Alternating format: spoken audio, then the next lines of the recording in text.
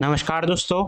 इस वीडियो में हम करने वाले हैं आरआरबी एलपी एंड टेक्नीशियन के सेकंड स्टेज यानी कि सीबीटी 2 के 23 जनवरी 2019 का तीसरी शिफ्ट का पेपर। ओके, और इसमें हम पार्ट ए आपके कराने वाले हैं। पार्ट ए तो आप सभी लोग जानते होंगे कि हम दोस्तों करा रहे हैं एलपी एंड टेक्नीशियन जो सीबीटी 2 का एग्ज़ाम हुआ था 2019 में। ठीक है, उसकी सारी शिफ्टों के पेपर। ठीक है, तो इसके पहले हमने दोस्तों 21 जनवरी के 3 शिफ्टों के पेपर करा दिए हैं और ये आपका 23 जनवरी का जो है तो तीसरी शिफ्ट का पेपर है। ठीक है, इसके पहले हमने दोनों शिफ्ट की करा दिए थे 23 जनवरी के, तो तीसरी शिफ्ट का ये पेपर रहने वाला है आपका। और पार्ट ए की क्वेश्चन कराएंगे। पार्ट ए में आप सब लोग जानते हैं कितने क्वेश्चन रहते हैं, 100 क्वेश्चन। ठीक है, और जिसमें से आपका बेसिक साइंस एंड इंजीनियरिंग कितने का रहता है, 40 नंबर का। ठीक है, तो अपने आप में एक बहुत ही बड़ा वेटेज है बेसिक साइंस एंड इंजीनियरिंग का आपका सीबीटी 2 में। ठीक है, और पार्ट ए में कि पार्ट ए इंपॉर्टेंट इसलिए फ्रेंड्स कि इसी से आपकी मेरिट बनने वाली है। तो सभी लोग आपको पता ही होगा जब आप तैयारी कर रहे हैं एलपी एंड टेक्नीशियन की, तो पार्ट ए से ही जो है आपका क्या बनता है, मेरिट बनता है। जो पार्ट बी रहता है वो तो आपका ट्रेड की थ्योरी से आता है, उतना मतलब कि उसमें आपको केवल क्वालिफाई करना होता है। ठीक है ना, तो यहाँ पर फ्रेंड्स बता दें कि आप इसको टेस्ट की तरह लें। ठीक है, इस वीडियो को क्या करें, टेस्ट की तरह ले सकते हैं। कैसे कि वीडियो को जब क्वेश्चन आपका चालू हो ना, तो वीडियो को सबसे पहले आप पॉज करें। ठीक है, वीडियो को पॉज करें और उसके बाद क्या करें कि क्वेश्चन को सॉल्व करने का प्रयास करें। अगर आपसे हो पाता है तो ठीक है, नहीं होता है तो वीडियो को पुनः चालू करें और अच्छे से करें। ठीक है, अगर आपसे बनता है ना क्वेश्चन यहाँ पर, तो आपका कॉन्फिडेंस फ्रेंड्स यहाँ से हाई हो जाएगा। ठीक है, क्योंकि कॉन्फिडेंस अपने आप में बहुत ही इंपॉर्टेंट चीज़ होती है। क्वेश्चन आपसे होता है तो आपको अच्छा लगेगा और मोटिवेटेड भी फील होगा आपको। ठीक है, तो पूरा टेस्ट लास्ट तक जरूर लगाना। ठीक है, क्योंकि कई लोग क्या करते हैं कि 5-10 क्वेश्चन तो देखते हैं और बाद में वीडियो स्किप कर देते हैं। तो लेकिन मैं बता दूं कि वीडियो को अगर आप स्किप कर रहे हैं ना, तो अपने जीवन की सबसे बड़ी भूल कर रहे हैं। क्योंकि देखो, कंपटीशन इतना बढ़ चुका है ना फ्रेंड्स कि आप कहीं भी थोड़ी सी भी गलती करेंगे तो आपको फिर दोबारा मौका नहीं मिलने वाला। ठीक है, इसलिए अभी देखो टाइम भी आपके पास पर्याप्त है। ठीक है, एलपी के लिए तो आप क्या करेंगे, पूरा वीडियो लास्ट तक देखें तो आपके कॉन्सेप्ट तो क्लियर होंगे ना। देखो, सबसे इंपॉर्टेंट तो आपका बेसिक साइंस इंजीनियरिंग है। आप इसके अभी जितने क्वेश्चन लगा लेंगे ना, उतना ही आपके लिए बेनिफिट होने वाला है। ठीक है, बाकी आप इसमें मैथ और रीजनिंग और जीके के क्वेश्चन तो हम कराएंगे कराएंगे। ठीक है, चलिए बढ़ेंगे पहले क्वेश्चन की तरफ। उम्मीद करता हूँ कि आप पूरा वीडियो लास्ट तक जरूर देखेंगे। ठीक है, चलिए पहला क्वेश्चन। और फ्रेंड्स जितने भी आपके नंबर आते हैं तो कमेंट बॉक्स में जरूर हमसे शेयर करिएगा कितने आपके नंबर 100 में से आते हैं। ठीक है, पहला क्वेश्चन फ्रेंड्स आपका है कि महाराष्ट्र की अजंता गुफाओं की पेंटिंग और मूर्तियां निम्नलिखित में से किसकी कहानियों को दर्शाती है। ठीक है, तो इसका राइट आंसर क्या हो जाएगा, बौद्ध धर्म से रिलेटेड है। ठीक है, जो महाराष्ट्र के औरंगाबाद में स्थित जो आपकी अजंता केव है ना, वो बौद्ध धर्म से रिलेटेड है। ओके, तो यहाँ पर आप जो हम हाईलाइटेड करें वो इसको याद रखना कि अजंता की जो गुफाएं हैं 30 शैल कर्तित बौद्धिक गुफाएं हैं। ठीक है, तो यहाँ पर याद रखना कि इंपॉर्टेंट है कि एग्जाम में पूछ सकता है कि कितनी शैल कर्तित बौद्ध गुफाएं हैं यहाँ अजंता में, तो 30 हैं। ठीक है, और ये कहाँ पर है, औरंगाबाद महाराष्ट्र में है। और ये यहाँ पर कई बार पूछा जाता है कि किसने इसका निर्माण कराया था।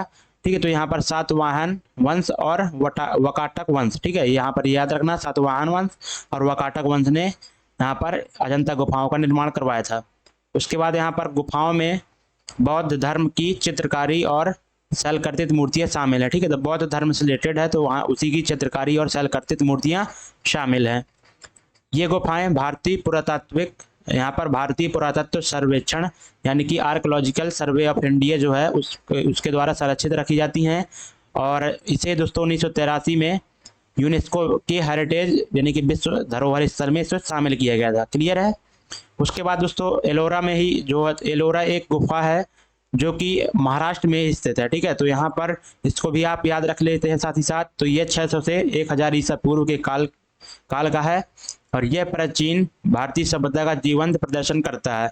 और यह दोस्तों याद रखना कि जो आपका एलोरा केव है ना, वो बौद्ध, हिंदू और जैन तीनों धर्मों से संबंधित है। ठीक है, और उसके बाद आपका आता है एलिफेंट केव। तो ये भी दोस्तों आपका महाराष्ट्र में, तो तीनों केव आपकी जो अजंता हो गई तो बौद्ध से संबंधित है, महाराष्ट्र में स्थित है।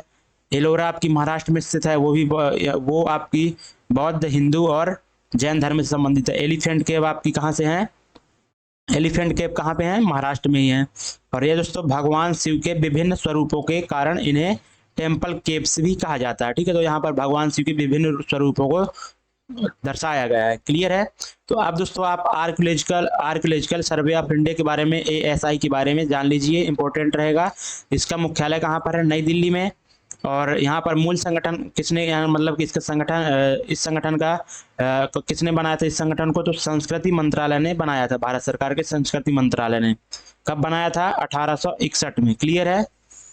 तो मूल संगठन है मतलब कि संस्कृति मंत्रालय के अंतर्गत ये आता है आर्कियोलॉजिकल सर्वे ऑफ इंडिया, और इसका निर्माण बहुत पहले हो गया था 1861 में। ठीक है, तो ये सारे पॉइंट आप याद रखिएगा। देखो हम इतना सारा कंटेंट लेकर आ रहे हैं ना, इसमें दोस्तों बहुत ही आपको बेनिफिट होने वाला है, क्योंकि क्वेश्चन अब यही तो पूछा नहीं जाएगा कि अजंता गुफाएं कहाँ पर हैं या फिर किस रिलीजन से संबंधित है। अब बाकी का भी तो नंबर आएगा, एलोरा पूछ सकता है, एलिफेंट पूछ सकता है, तो आपको याद रखना पड़ेगा। ठीक है, चलिए नेक्स्ट क्वेश्चन फ्रेंड्स बढ़ेंगे। क्वेश्चन में फ्रेंड्स बोला जा रहा है कि कोई वस्तु अपने विराम x बराबर 0 मीटर से चलना शुरू करती है और x अक्ष के पास 1.6 मीटर पर सेकंड स्क्वायर के नियत त्वरण के साथ घूम जाती है। x बराबर जब यहाँ पर 12.8 मीटर से लेकर x बराबर 20.5 मीटर तक इसकी यात्रा के दौरान इसकी औसत वेग क्या होगी? ठीक है, तो यहाँ पर औसत वेग यानी कि एवरेज वेलोसिटी आपसे पूछा गया है। तो एवरेज वेलोसिटी आपकी क्या हो जाएगी? देखो वेलोसिटी बराबर क्या होगा? Total distance. ठीक है, total distance upon total time. ठीक है, तो टोटल डिस्टेंस तो आपको मालूम है कैसे। देखो क्या पूछा जा रहा है कि x बराबर 12.8 मीटर से लेकर x बराबर 20.5 मीटर तक, यानी कि जब वह उसकी यहाँ पर पोजीशन 12.8 मीटर तक वह चल चुका होगा और उसके बाद 20 मीटर तक वो चल रहा है, तो इसके बीच में वह कितना उसके औसत वेग रहेगा। ठीक है, तो यहाँ पर टोटल डिस्टेंस तो आप निकाल लेंगे, 20 में से आप 12.8 करके तो निकाल लेंगे। ठीक है, तो सबसे पहले हम यहाँ पर आपको बता दें इस क्वेश्चन को कैसे करने वाले। तो मान लेते हैं ये पॉइंट है। ठीक है, यहाँ पर x बराबर 0 है, उसके बाद यहाँ पर जो वह आता है तो x बराबर यहाँ पर कितना हो जाता है? 12.8 मीटर। ठीक है, और यहाँ पर आता है तो x बराबर कितना हो जा रहा है? 20 मीटर। क्लियर है। तो आपसे क्या पूछा जा रहा है कि यहाँ से लेकर यहाँ तक की स्थिति में उसका एवरेज वेलोसिटी क्या रहेगा। ठीक है, तो हमें क्या पता होना चाहिए कि टाइम पता होना चाहिए, टोटल टाइम, यानी कि इधर से लेकर यहाँ तक चलने में उसको टोटल टाइम कितना लग रहा है। ठीक है, तो यहाँ पर दोस्तों हम क्या करेंगे, न्यूटन का जो सेकेंड जो गति के न्यूटन का दूसरा समीकरण होता है उसको लगाएंगे। एस बराबर क्या हो जाएगा आपका? यूटी प्लस 1/2 AT स्क्वायर होता है फ्रेंड्स। ठीक है, तो यहाँ से S बराबर देखो पहला यहाँ पर आप ये निकालिए 12.8 मीटर चलने में कितना टाइम लग रहा है। ठीक है, तो 12.8 बराबर आपका UT, देखो U का मान 0 है क्योंकि जो वस्तु क्या थी? विराम अवस्था में थी। ठीक है, विराम में बोला गया तो U प्रारंभिक वेग 0 रहेगा, तो पूरा टोटल 0 हो जाएगा ये। और 1/2 एक्सलेशन आपका 1.6 है। ठीक है, तो 1.6 और T स्क्वायर का मान आप मतलब कि T का मान आपको निकालना है। तो यहाँ से आप देखेंगे तो इसको काटेंगे तो 0.8 हो जाएगा। तो 12.8/0.8 जब आप करेंगे तो यहाँ पर T स्क्वायर हो जाएगा। तो T यहाँ पर T1 ले लेते हैं। ठीक है, T1, तो T1 का स्क्वायर आपका क्या हो जाएगा? यहाँ पर ये कितनी बार जा रहा है आपका? 8 एकम 8 और आपका 8×48। ठीक है, तो इसका रूट लेंगे तो आपका आंसर क्या आ जाएगा, मतलब कि T1 का आपका सेकंड क्या आ जाएगा? 4 सेकंड का टाइम। ठीक है, यानी कि यहाँ से यहाँ तक के लिए उसको 4 सेकंड का टाइम लग रहा है। ठीक है, 4 सेकंड का। अब आपको देखना है कि यहाँ से यहाँ तक का टोटल टाइम कितना लग रहा है। ठीक है, 20 मीटर तक चलने में, तो यहाँ पर आप फिर से निकालिएंगे तो S बराबर आप सीधे डायरेक्टली रख दें 20 मीटर बराबर यहाँ पर 0 हो जाएगा UT देखो, और 1/2 1.6 मल्टीप्लाई T2 स्क्वायर। ठीक है, तो यहाँ से कितना हो जाएगा आपका? 40/1.6 बराबर आपका T2 स्क्वायर। ठीक है, इस पॉइंट को हटाएंगे तो ऊपर 4 हो जाएगा और बटे 16 हो जाएगा T2 स्क्वायर। तो यहाँ से T2 का वैल्यू क्या आ जाएगा आपका? कितना आ जाएगा? 20/4 यानी कि 5 आ जाएगा। क्लियर है, 5 आ जाएगा। 5 सेकंड, तो यहाँ से यहाँ तक चलने के लिए उसको कितना लग रहा है? 5 सेकंड का टाइम। ठीक है, 5 सेकंड। तो यहाँ से देखो अब यहाँ से यहाँ तक की टोटल दूरी तय करने में 5 सेकंड लग रहा है और यहाँ से यहाँ तक की दूरी तय करने में 4 सेकंड लग रहा है, यानी कि यहाँ से यहाँ तक की दूरी उसको तय करने में कितना टाइम लग जाएगा? 1 सेकंड का। ऑब्वियस सी बात है। ठीक है, तो आपको यहाँ पर टोटल डिस्टेंस तो आपको पता हो जाएगी कितनी?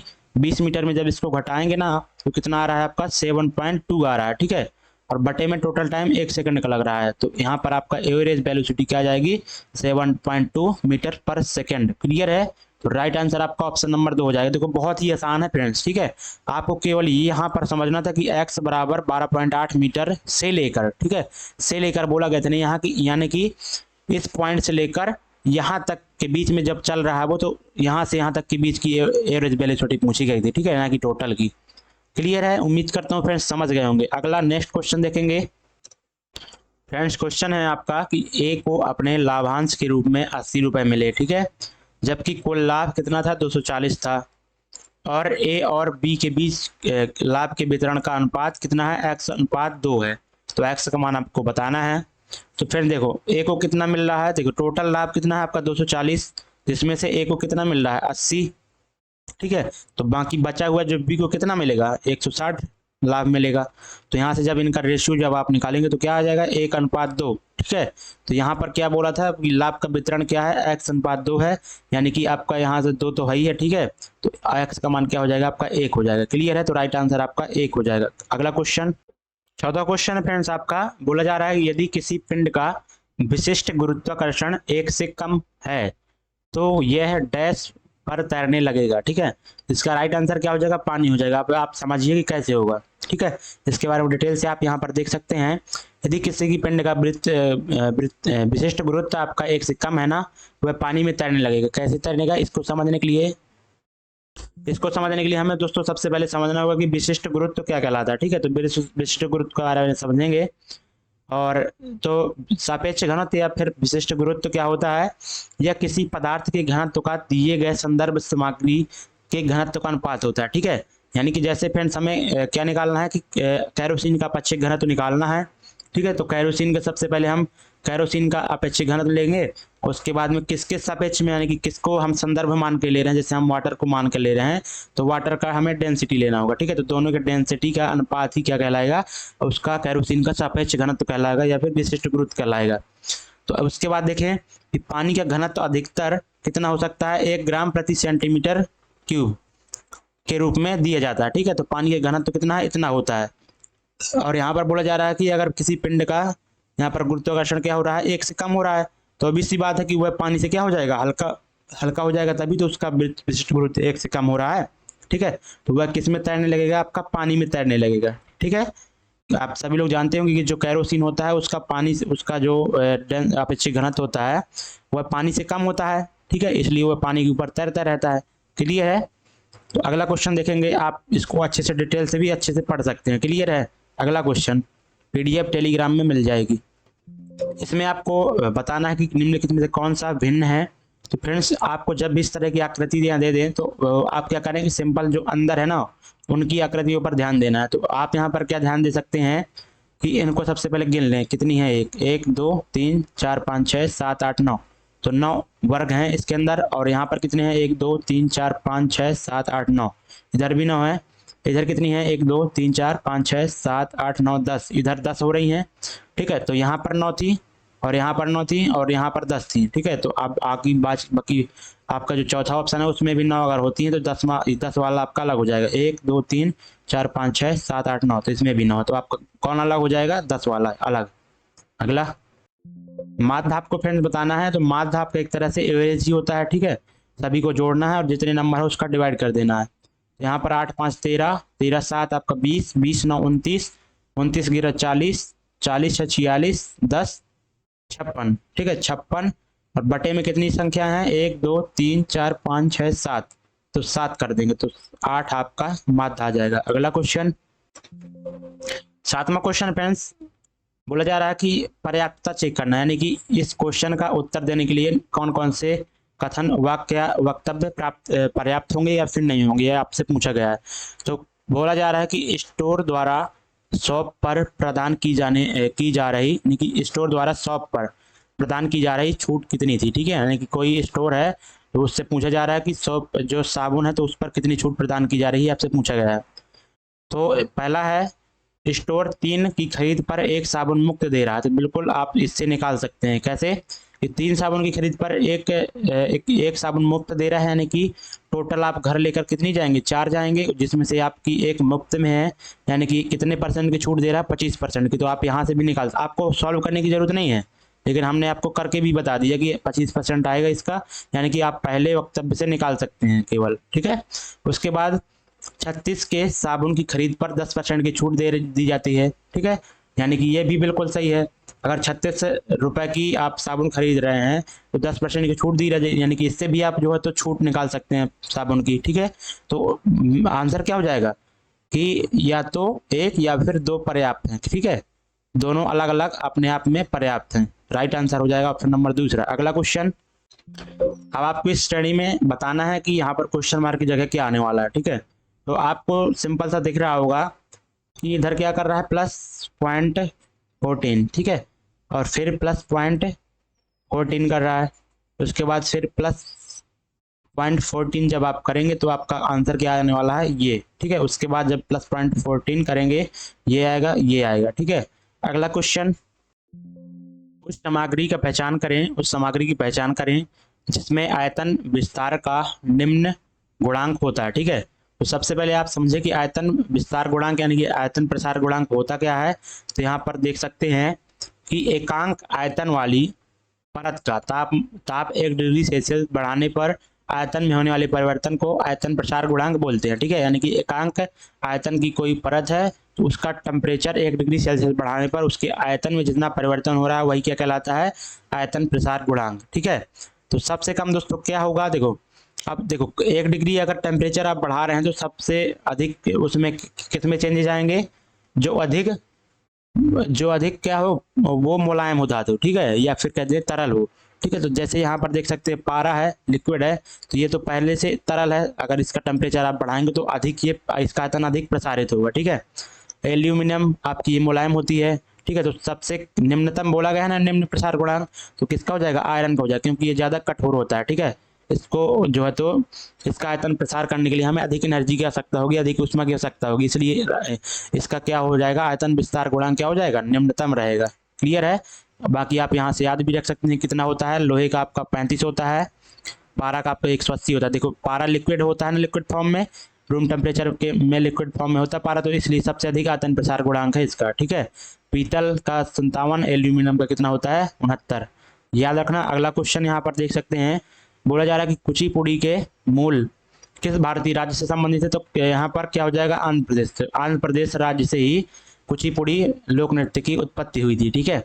बाकी ये क्लासिकल डांस है इंडिया के, इनको सभी को 8 क्लासिकल डांस इंडिया में, तो सभी याद रखना। भरतनाट्यम तमिलनाडु से संबंधित है, कथक आपका उत्तर प्रदेश, देखो कथक छोटा वाला ना उत्तर प्रदेश, और कथक कली अगर हो तो केरल से, कुचिपुड़ी आंध्र प्रदेश, उड़ीसी आपका उड़ीसा से, मणिपुर से, मोहिनीअट्टम केरल, सतरिया असम। क्लियर है, ये सारे याद रखना। अगला क्वेश्चन, कोणीय माप में 1 रेडियन का मान कितने डिग्री के लगभग बराबर होता है, ठीक है। तो यहाँ पर सबसे पहले आपको पता होगा कि पाई रेडियन बराबर क्या होता है, सभी को मालूम होगा 180 डिग्री होता है, ठीक है। तो आपसे 1 रेडियन का मान पूछा गया, तो 1 रेडियन बराबर आपका क्या हो जाएगा, 180 डिग्री बटे पाई, ठीक है। तो पाई का मान क्या होता है, 22/7, तो 22 नीचे रह जाएगा, ऊपर 7 चला जाएगा।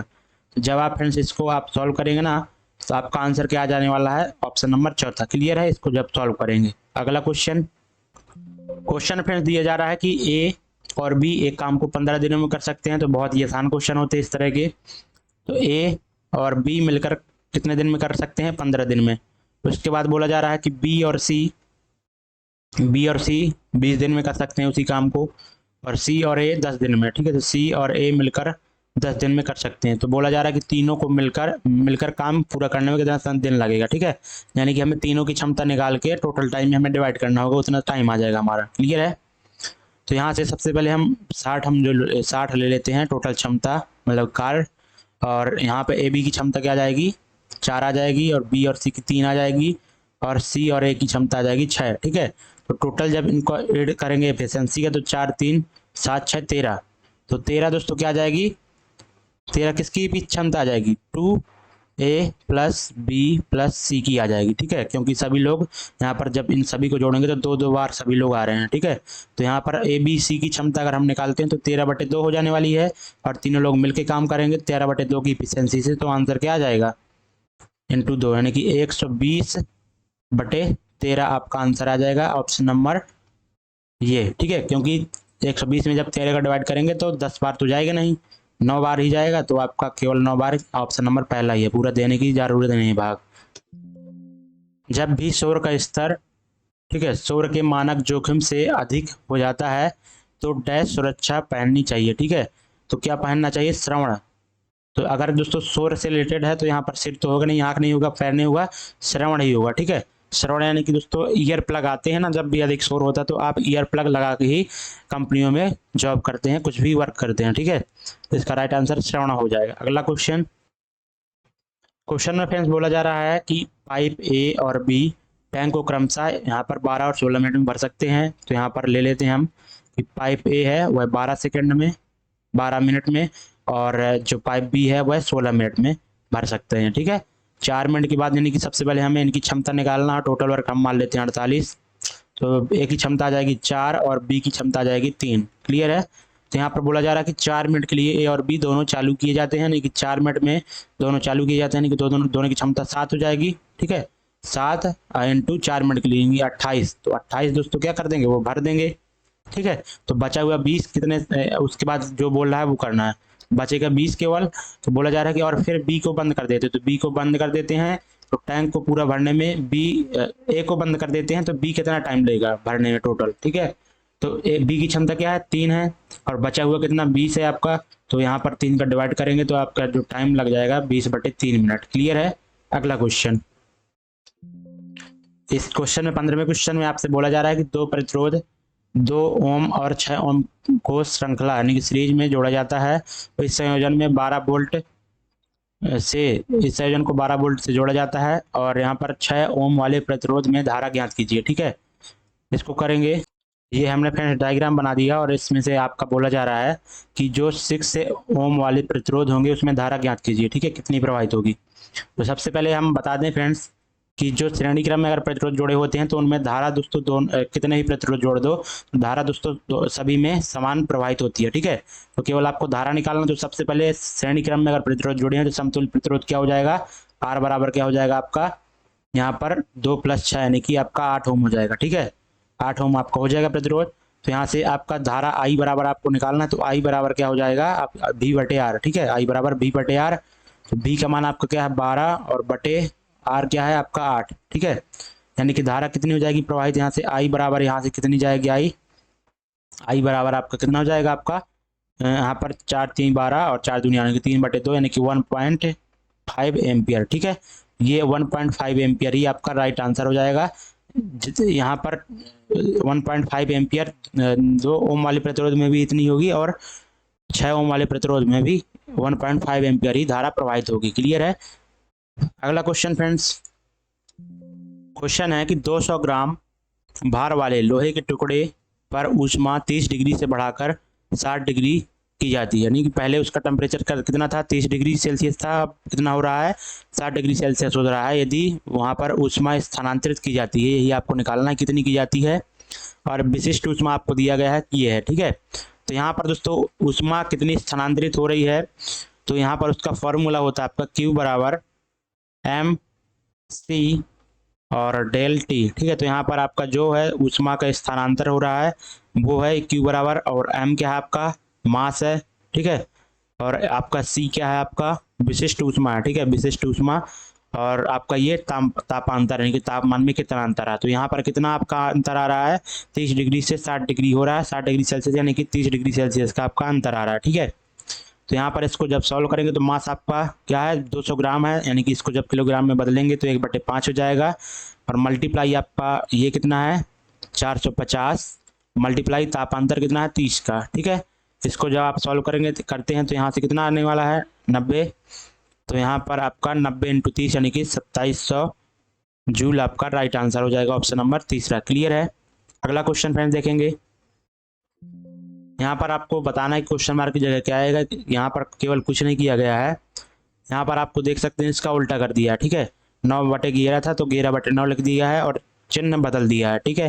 तो यहाँ पर देखो 13/2 है तो हम क्या लिखेंगे 2/13, और इधर प्लस का था तो माइनस का हो जाएगा, ठीक है। तो आपका राइट आंसर क्या हो जाएगा, ये वाला। अगला क्वेश्चन, किसी इंजीनियरिंग आरेख में संक्षिप्त एसी का पूर्ण रूप क्या है, ठीक है। तो इंजीनियरिंग आरेख में संक्षिप्त दोस्तों एसी का जो पूर्ण रूप क्या होता है, अक्रॉस कॉर्नर, ठीक है। अक्रॉस कॉर्नर ये इसका जो तो पूर्ण रूप होता है एसी का। और इसके बारे में आप सारे समझ लीजिए कि क्या क्या होता है, ठीक है। समझ लीजिए, अभी अभी आपके पास टाइम है, ठीक है। देखो यहाँ पर एसी क्या है, अक्रॉस कॉर्नर हो गया। और ए एफ अगर आ जाता है, ए एफ क्या होता है, अक्रॉस फ्लैट, ठीक है, अक्रॉस फ्लैट। ए आर क्या होता है, एज रिक्वायर्ड, ये आप सभी याद रखना, एज रिक्वायर्ड। और ए एस क्या होता है, अमेरिकन स्टैंडर्ड एसोसिएशन, ठीक है। तो ए सी आपका क्रॉस कॉर्नर, ए एफ आपका एक क्रॉस फ्लैट, और ए आर क्या हो जाता है, ए एज रिक्वायर्ड, और A S A American standard association, ठीक है। अगला, यदि कोई पिंड विराम से चलना शुरू करता है तो इसका विस्थापन डैश के समानुपातिक तब होता है जब इसका त्वरण स्थिर हो, ठीक है। तो अगर दोस्तों यहाँ पर कोई वस्तु विराम अवस्था से चलना शुरू करती है तो इसका विस्थापन समानुपातिक कब होता है, मतलब कि समानुपातिक होता है किसके होता है, ये आपसे पूछा गया है, जब इसका त्वरण स्थिर हो, ठीक है। इसका राइट आंसर क्या हो जाएगा, टाइम स्क्वायर्ड, यानी कि शुरू किए गए समय के क्या होती है, समानुपातिक होता है अगर यहाँ पर त्वरण स्थिर अवस्था में हो, और इसका विस्थापन किसके अनुपात के बराबर हो जाएगा, शुरू किए गए समय के, ठीक है। आप यहाँ से समझ भी सकते हैं कि जब निकाय विरामावस्था से शुरू होता है तो यहाँ पर u बराबर आपका क्या होगा, 0 होगा, प्रारंभिक वेग। और s बराबर यहाँ पर जब निकालेंगे तो आपका जो विस्थापन होगा ना किसके समानुपातिक हो जाएगा, इस t के, ठीक है, यानी कि जो यहाँ पर शुरू किए गए समय के समानुपातिक हो जाएगा। क्लियर है। अगला क्वेश्चन देखेंगे। इस क्वेश्चन को फ्रेंड्स आपको करना है, ठीक है। तो यहाँ पर जो दिया गया है ना, एक्स नहीं समझिएगा, मल्टीप्लाई ये दिया है, मल्टीप्लाई है, तो एक्स का मान आपको निकालना है। तो यहाँ से क्या आ जाएगा आपका 5√5 हो जाएगा, इधर से मल्टीप्लाई आपका √6 इंटू √5 हो जाएगा, 30 को लिख सकते हैं, और इधर √6, ठीक है। तो इन सभी को जब मल्टीप्लाई आप करके देखेंगे तो यहाँ से क्या बनेगा, 1 5, इधर से 1 6, ठीक है। तो यानी कि 5 इंटू 6 इंटू 5, यानी कि आपका आंसर क्या आ जाएगा, 150। अगला, ये क्वेश्चन फ्रेंड्स बहुत ही अच्छा है और इसको अच्छे से समझिएगा, ठीक है। क्वेश्चन में बोला जा रहा है कि किसी पीतल की छड़ जिसकी ऊष्मीय चालकता कितनी है, 102 जूल प्रति यहाँ पर मीटर और केल्विन, ठीक है। यहाँ पर में अनुप्रस्थ काट का क्षेत्रफल इतना है, ठीक है, और लंबाई कितनी है, 20 सेंटीमीटर।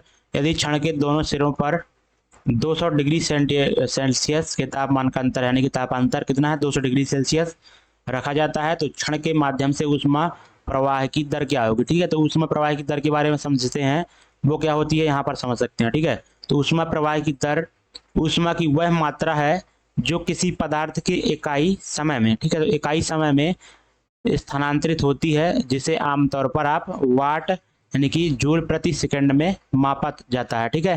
तो यहाँ पर दोस्तों प्रति इकाई सेकंड में स्थानांतरित होने वाली ऊष्मा को ही क्या कहते हैं, ऊष्मा प्रवाह की दर बोलते हैं, ठीक है। तो इसका फॉर्मूला भी आप समझ लीजिए, फॉर्मूला तो आपको याद ही रखना पड़ेगा। फॉर्मूला क्या होता है आपका, Q/T बराबर आपका क्या हो जाता है, KA, और मल्टीप्लाई आपका क्या होता है, ΔT/A, ठीक है, ये होता है। अभी इन सारे चीज़ों के बारे में समझिए कि क्या क्या यहाँ पर होता है। तो यहाँ पर ΔT आपका तापमान में अंतर है, सभी लोग जानते हैं। ए क्या है आपका, ये वाला कैपिटल ए, क्रॉस जो एरिया होता है वो है, ठीक है। यहाँ पर क्षेत्रफल दिया है ना ये, और ऊष्मीय चालकता के है आपकी, ठीक है, आपका ये दिया हुआ है। और उसके बाद चालकता है, यानी कि चालक की मोटाई, ठीक है, चालक की मोटाई क्या है, या मोटाई है फिर बोल दें लंबाई 20 सेंटीमीटर है, ठीक है। और क्यू आपकी क्या है, ऊष्मा है, ठीक है। और यहाँ पर आपका टी आपका समय है, ठीक है। तो टाइम आपको प्रति इकाई सेकंड ही लेना है, ठीक है, कि प्रति बोला गया प्रति इकाई समय में, तो एक ही लेना है आपको। तो यहाँ पर सारे मान आप रख देते हैं अपन। तो क्यू आपको निकालना है, ठीक है, और टी आपका 1 है, बराबर आपको के का मान कितना है, ऊष्मीय चालकता आपकी 109, और एरिया कितना है आपका, यहाँ पर देख सकते हैं एरिया आपका ये है, क्षेत्रफल 0.14, मल्टीप्लाई आपका तापांतर कितना है, 200 और बटे आपका ये कितना है, ए, यानी कि जो उसकी मोटाई या लंबाई 20 सेंटीमीटर है ना, तो 20 सेंटीमीटर को मीटर में चेंज करना होगा अभी, तो क्या करने इसको 20/100 करेंगे तो 100 को हम डायरेक्टली ऊपर भेज देते हैं, ठीक है। तो यहाँ से इसको जब काटेंगे तो कितनी बार जाएगा आपका, 10 बार जाएगा।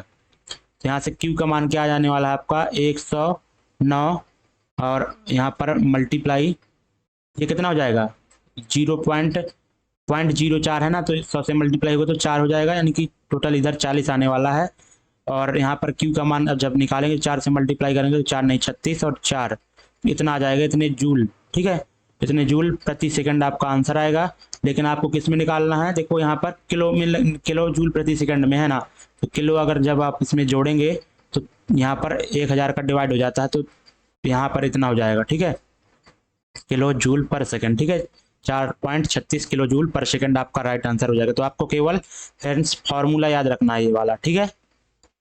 ये आपका क्या है, ऊष्मा, जो ऊष्मा प्रवाह की दर होता है, ये टाइम है, ठीक है। और यहाँ पर ये ऊष्मी चालकता है, क्रॉस ये एरिया है, और ये तापांतर है, ये आपकी मोटाई या फिर लंबाई है। अगला क्वेश्चन देखेंगे, लंबाई L और त्रिज्या R, ठीक है, लंबाई L और त्रिज्या R वाले किसी बेलनाकार तार का प्रतिरोध R है, ठीक है। तो यहाँ पर दोनों R नहीं हम लेते हैं, इसको स्मॉल r ले लेते हैं त्रिज्या को, क्लियर है।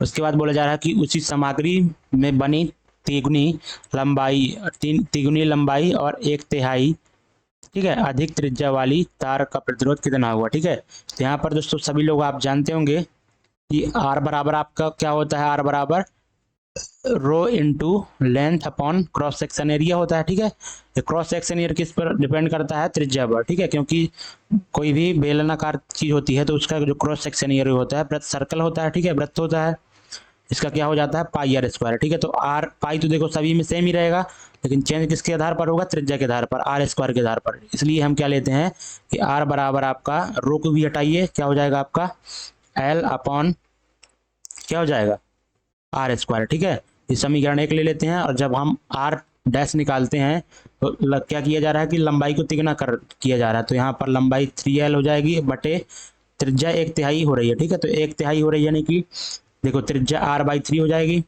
और इसका जब वर्ग करेंगे तो यहाँ पर जब आगे सॉल्व करेंगे तो 3l अपॉन r² बटे 9 हो जाएगा, ठीक है। तो यहाँ से आप देखेंगे तो 27l अपॉन कितना हो जाएगा r², ठीक है।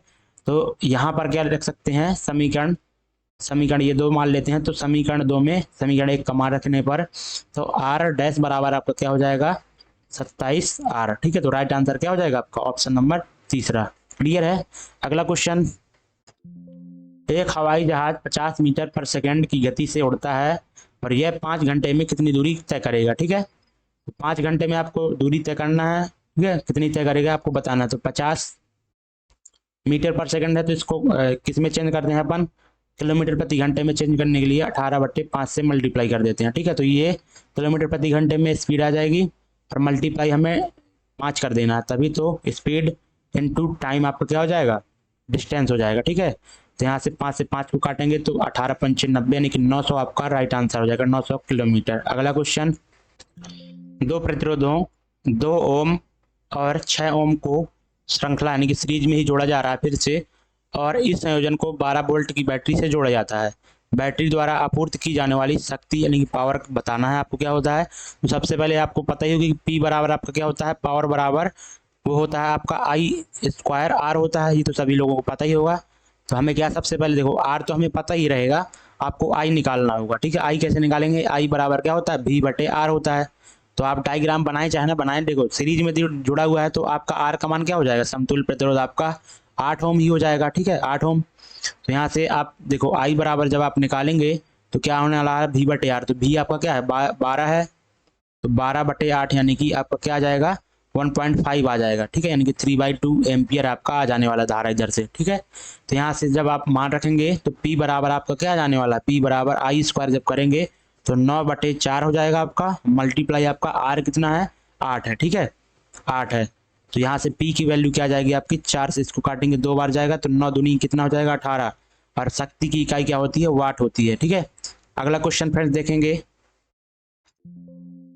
यहाँ पर वक्तव्य और अनुमान के क्वेश्चन है। बोला जा रहा है वक्तव्य, धूप में मनुष्य शरीर विटामिन डी उत्पन्न करता है, ठीक है, यानी कि धूप में मनुष्य शरीर विटामिन डी उत्पन्न करता है। तो पहला अनुमान क्या है कि भोजन द्वारा प्राप्त ना करने पर भी मनुष्य शरीर में विटामिन डी होगा। ठीक है, तो भोजन द्वारा प्राप्त न करने पर भी मनुष्य शरीर में विटामिन डी होगा, obvious सी बात है।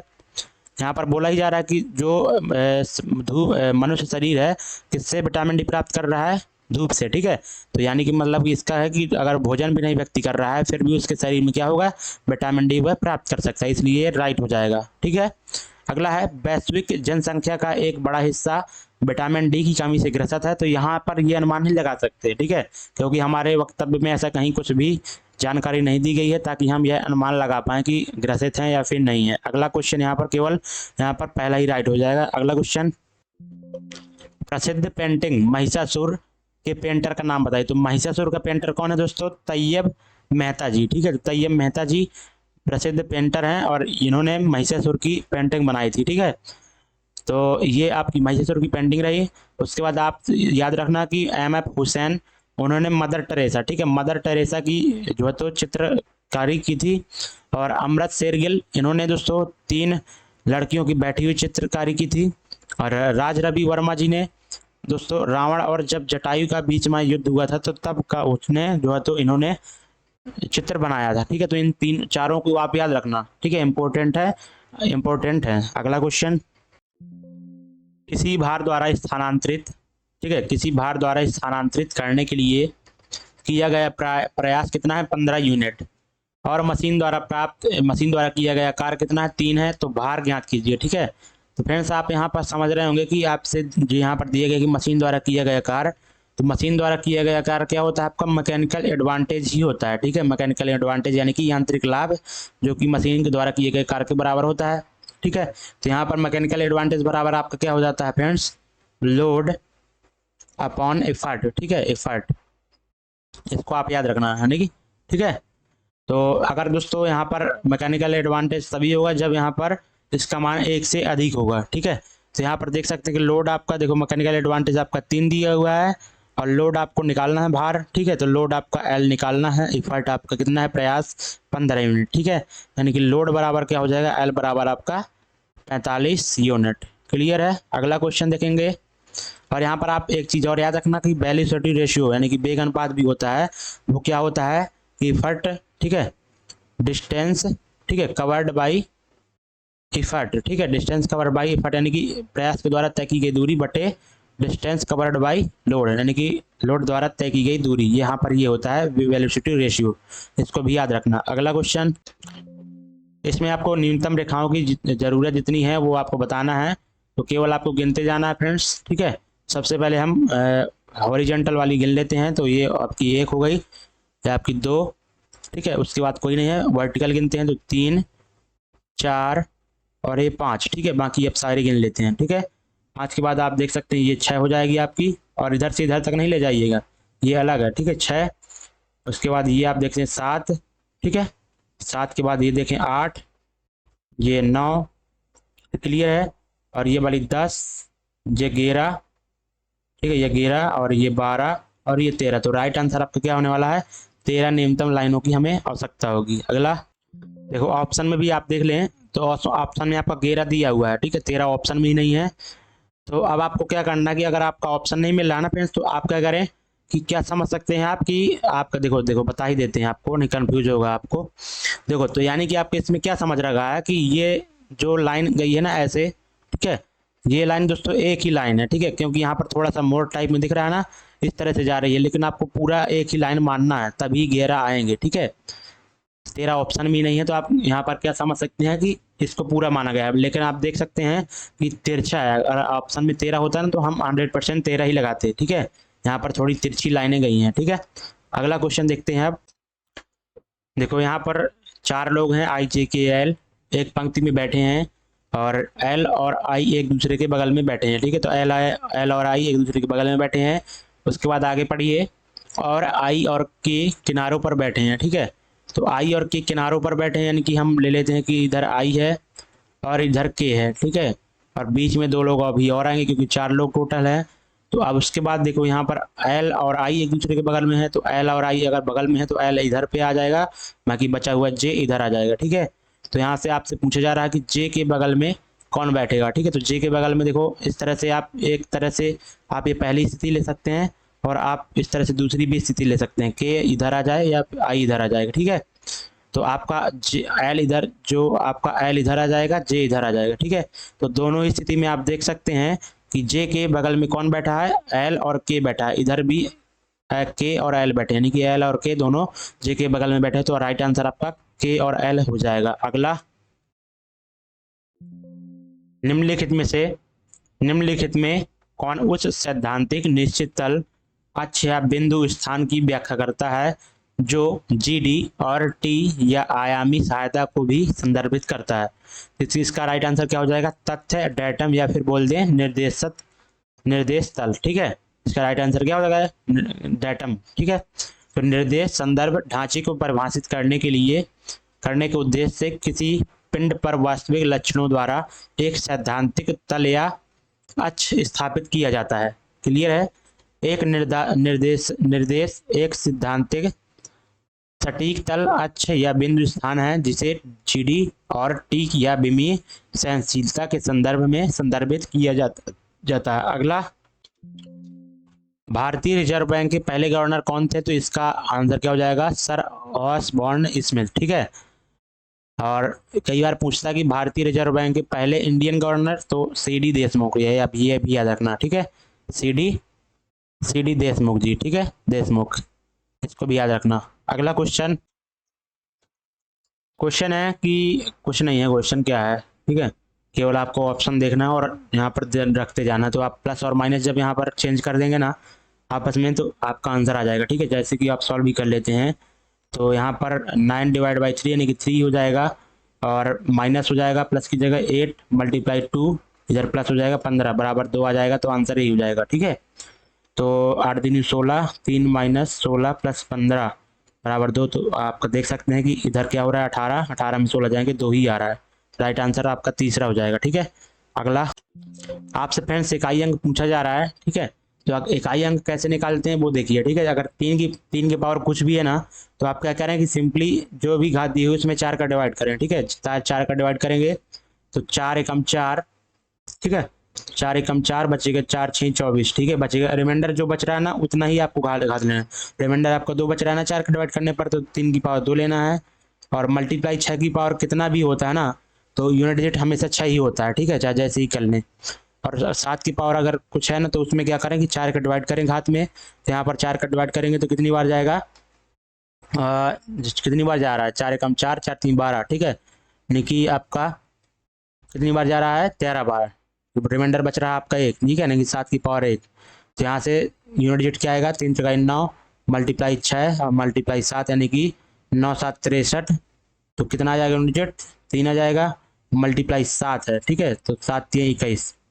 तो यूनिट डिजिट आपका 1 आना चाहिए, लेकिन आपका एक ऑप्शन भी नहीं है, तो क्या गड़बड़ी कर दी हमने। तो यहाँ से जब हम 4 का डिवाइड करेंगे तो 4 एकम 4, और यहाँ पर देखो बचेगा 2, तो 26 हो जाएगा, तो 4 6 24, रिमाइंडर 2 बचेगा, तो 9 तो आएगा ना। उसके बाद यहाँ पर 6 ही आएगा, क्लियर है। उसके बाद यहाँ पर देखें कि इधर क्या आएगा, तो इधर 13 एक ही बार, ठीक है। तो 42, और ओके 9 छक्का कितना होता है, 54 होता है ना यार भाई साहब, तो 4 आएगा, ठीक है। 4 यूनिट डिजिट कितना आ जाएगा, 54 में 4 आ जाएगा, ठीक है, और × 7 करेंगे तो यूनिट डिजिट क्या आने वाला, 8 आएगा, 7 × 28। अगला, किसी सामग्री के डैश का मान जितना अधिक होगा उतनी ही तेजी से यह ऊष्मा को संचालित करेगा, ठीक है। तो यहाँ पर राइट आंसर क्या हो जाएगा आपका, ऊष्मीय चालकता। किसी पदार्थ की अगर ऊष्मीय चालकता अधिक है तो वह उतनी ही तेजी से क्या करेगा, ऊष्मा को संचालित करेगा। क्लियर है। यहाँ पर आप देख सकते हैं कि ऊष्मा चालकता क्या कहलाती है, भौतिकी में ऊष्मीय चालकता यानी थर्मल कंडक्टिविटी पदार्थों का वह गुण है जो दिखाती है कि वह पदार्थ से होकर ऊष्मा आसानी से प्रवाहित हो सकती है या नहीं, ठीक है। तो अगर जितनी अधिक कंडक्टिविटी होगी, थर्मल कंडक्टिविटी, उसमें उतनी ही अधिक ऊष्मा प्रवाहित होगी। अगला क्वेश्चन फिर से पिछला क्वेश्चन की तरह जो है तो इसको बताया गया, तो इसका आप कमेंट बॉक्स में आंसर क्या देंगे, पहले से दिया हुआ, चलो बता ही देते हैं। तो यहाँ पर देखो उसकी आर का मान क्या आ जाएगा, L/r, ठीक है। उसके बाद इस समीकरण 1 मान लेते हैं, तो इसका r डैश जब निकालेंगे तो क्या किया जा रहा है, कि उसी समाकल यानी कि रो तो सेम ही रहेगा तो कोई दिक्कत नहीं है। और आधी लंबाई की आधी लंबाई कर रहा है कि L/2 ही हो जाएगा इधर, और उसके बाद R² रहेगा इधर, और त्रिज्या क्या कर रहा है, आधी कर रहा है, ठीक है। तो त्रिज्या अगर आधी कर रहा है तो R/2 यानी कि R²/4 हो जाएगा, 4 को ऊपर भेज देंगे, ठीक है। तो इसको इससे काट देंगे तो यानी कि आपका क्या हो जाएगा 2L/R², समीकरण 2। तो यहाँ पर जब इसकी जगह क्या रख देंगे, समीकरण 1 का मान, तो यहाँ पर R' बराबर आपका क्या हो जाएगा 2R। Right answer option number 1। अगला, गिरती हुई वस्तुओं से अपने डैश की सुरक्षा के लिए निर्दिष्ट क्षेत्रों में सेफ्टी बूट या जूते पहने। तो बूट किसकी सेफ्टी के लिए पहने जाते हैं, पैरों के पंजों की सेफ्टी के लिए, ठीक है। अगला, दो हवाई जहाज ई और एफ एक ही स्थान से रवाना होते हैं, ठीक है। तो ई और एफ यहाँ पर मान लेते हैं पॉइंट है, यहाँ पर दोनों हैं ई और एफ, क्लियर है। उसके बाद बोला जा रहा है कि ई 7 किलोमीटर पश्चिम की ओर उड़ता है, तो 7 किलोमीटर पश्चिम की ओर उड़ता है, तो ई 7 किलोमीटर पश्चिम की ओर उड़ता है। और फिर बाएं मुड़कर कितना चलता है, 15 किलोमीटर, तो बाएं मुड़कर 15 किलोमीटर चलता है। और इसी बीच एफ, ठीक है, तो ई यहाँ पर आ जाएगा। एफ, अब एफ कहाँ जा रहा है कि एफ पूर्व की ओर उड़ता है और 11 किलोमीटर, ठीक है। तो पूर्व की ओर 11 किलोमीटर उड़ता है, तो पूर्व की ओर 11 किलोमीटर यहाँ पर एफ उड़ गया। उसके बाद फिर दाईं ओर मुड़ता है, 15 किलोमीटर चलता है, दाईं ओर मुड़ेगा तो 15 किलोमीटर चलेगा, तो एफ यहाँ पर पहुँच जाएगा, ठीक है। तो 15-15 दोनों यहाँ पर नीचे की तरफ तय कर रहे हैं कि यहाँ से यहाँ तक की जो दोनों के बीच की दूरी क्या हो जाएगी, इसी के बराबर हो जाएगी, ठीक है। 7 और 11 कितना है, 18, तो 18 हो जाएगी। अब क्वेश्चन में क्या पूछ रहा है कि ई के संदर्भ में एफ की स्थिति, तो ई के संदर्भ में एफ की स्थिति क्या हो जाएगी, 18 किलोमीटर पूर्व में, ठीक है। तो एफ ई से 18 किलोमीटर पश्चिम में नहीं होगा, 18 किलोमीटर पूर्व में होगा। एफ ई के 18 किलोमीटर, देखो तो यहाँ पर देखो आपका एफ ई से 18 किलोमीटर पश्चिम में, दोनों ही गलत हैं। इसका राइट आंसर क्या हो जाएगा, एफ जो है ई के पूर्व में है, ठीक है। ये आप ध्यान देना, ई के पूर्व में है 18 किलोमीटर, क्योंकि ई के संदर्भ में एफ की स्थिति पूछा गया, तो जो एफ रहेगा ना ई से 18 किलोमीटर क्या रहेगा, पूर्व में रहेगा, क्लियर है। अगला क्वेश्चन देखेंगे, यहाँ पर आपको क्वेश्चन मार्क की जगह आपको निकालना है क्या आएगा। तो यहाँ पर आप देख सकते हैं कि केवल कुछ नहीं किया है कि यहाँ पर x 1 है, यहाँ पर 2x कर दिया, यानी कि o को हटाकर x जोड़ता जा रहा है, ठीक है। यहाँ पर एक o को हटा के फिर 3x कर दिया, इधर 4x कर दिया, तो अगले क्या आएगा 5x। तो यहाँ पर तो बहुत x हैं, 5x केवल आपके कहाँ पर हैं, यहाँ पर भी हैं और यहाँ पर भी हैं, ठीक है। तो अब आपको यहाँ पर टोटल गिनना कि कितने हैं, 1 2 3 4 5 6, टोटल 6, यानी कि 5 अगर x हो जाएंगे तो एक केवल एक ही हो रहेगा, तो आपका ये भी नहीं होगा, ये भी नहीं होगा। ऑप्शन नंबर दूसरा।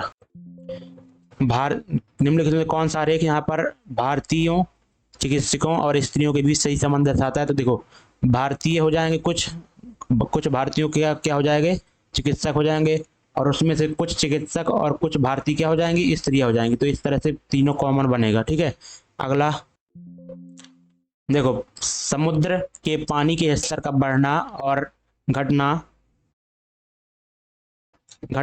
मुख्य रूप से घूमती हुई पृथ्वी पर डैश के गुरुत्वाकर्षण के प्रभाव के कारण होता है, ठीक है। तो ये सभी लोग जानते होंगे कि चंद्रमा के कारण ही होता है, ज्वार भाटा जो आते हैं ना चंद्रमा के कारण ही आते हैं। तो चंद्रमा और पृथ्वी एक दूसरे पर गुरुत्वाकर्षण खिंचाव डालते हैं दोनों, ठीक है। और पृथ्वी पर चंद्रमा के गुरुत्वाकर्षण खिंचाव के कारण चंद्रमा के निकटतम और चंद्रमा से सबसे दूर दोनों तरह महासागर उभर आते हैं, ठीक है। यह उभार उच्च ज्वार पैदा करता है, क्लियर है। तो समुद्र में जो ऊंची ऊंची लहरें उठती हैं तो किसके कारण होता है, चंद्रमा की स्थिति के कारण होता है, चंद्रमा के घूमने के कारण होता है, गुरुत्वाकर्षण बल के कारण होता है। अगला, क्लास ए, ठीक है, क्लास ए लीवर का प्रयास डैश दिशा में होता है, यानी कि कितनी दिशा में होता है, 1 में कि 2 में, बहुत सारे में कि 3 में, ठीक है।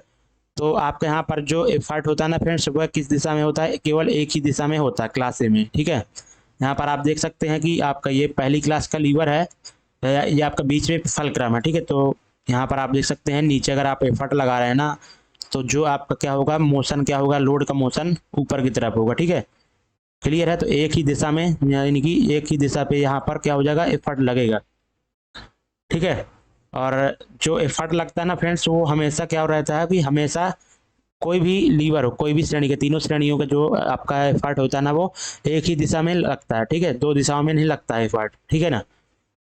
एफर्ट देखो इसमें ऊपर की तरफ लग रहा है, मोशन भी ऊपर की तरफ हो रहा है सेकंड क्लास में, और इसमें आपका एफर्ट आपका ऊपर की ओर, मोशन भी ऊपर की ओर, ठीक है। तो जो आपका मोशन होता है लोड का और एफर्ट जो होता है वो आपस में एक दूसरे के समान दिशा में ही रहते हैं हमेशा, ठीक है। चाहे आप देख सकते हैं एफर्ट देखो केवल यहाँ पर जो पहली क्लास का लीवर है केवल इसमें ही जो है तो एफर्ट और लोड आपस में एक दूसरे के विपरीत रहते हैं। जैसे यहाँ पर नीचे की तरफ एफर्ट लग रहा है तो मोशन किस तरफ होगा लोड का, ऊपर की तरफ, ठीक है।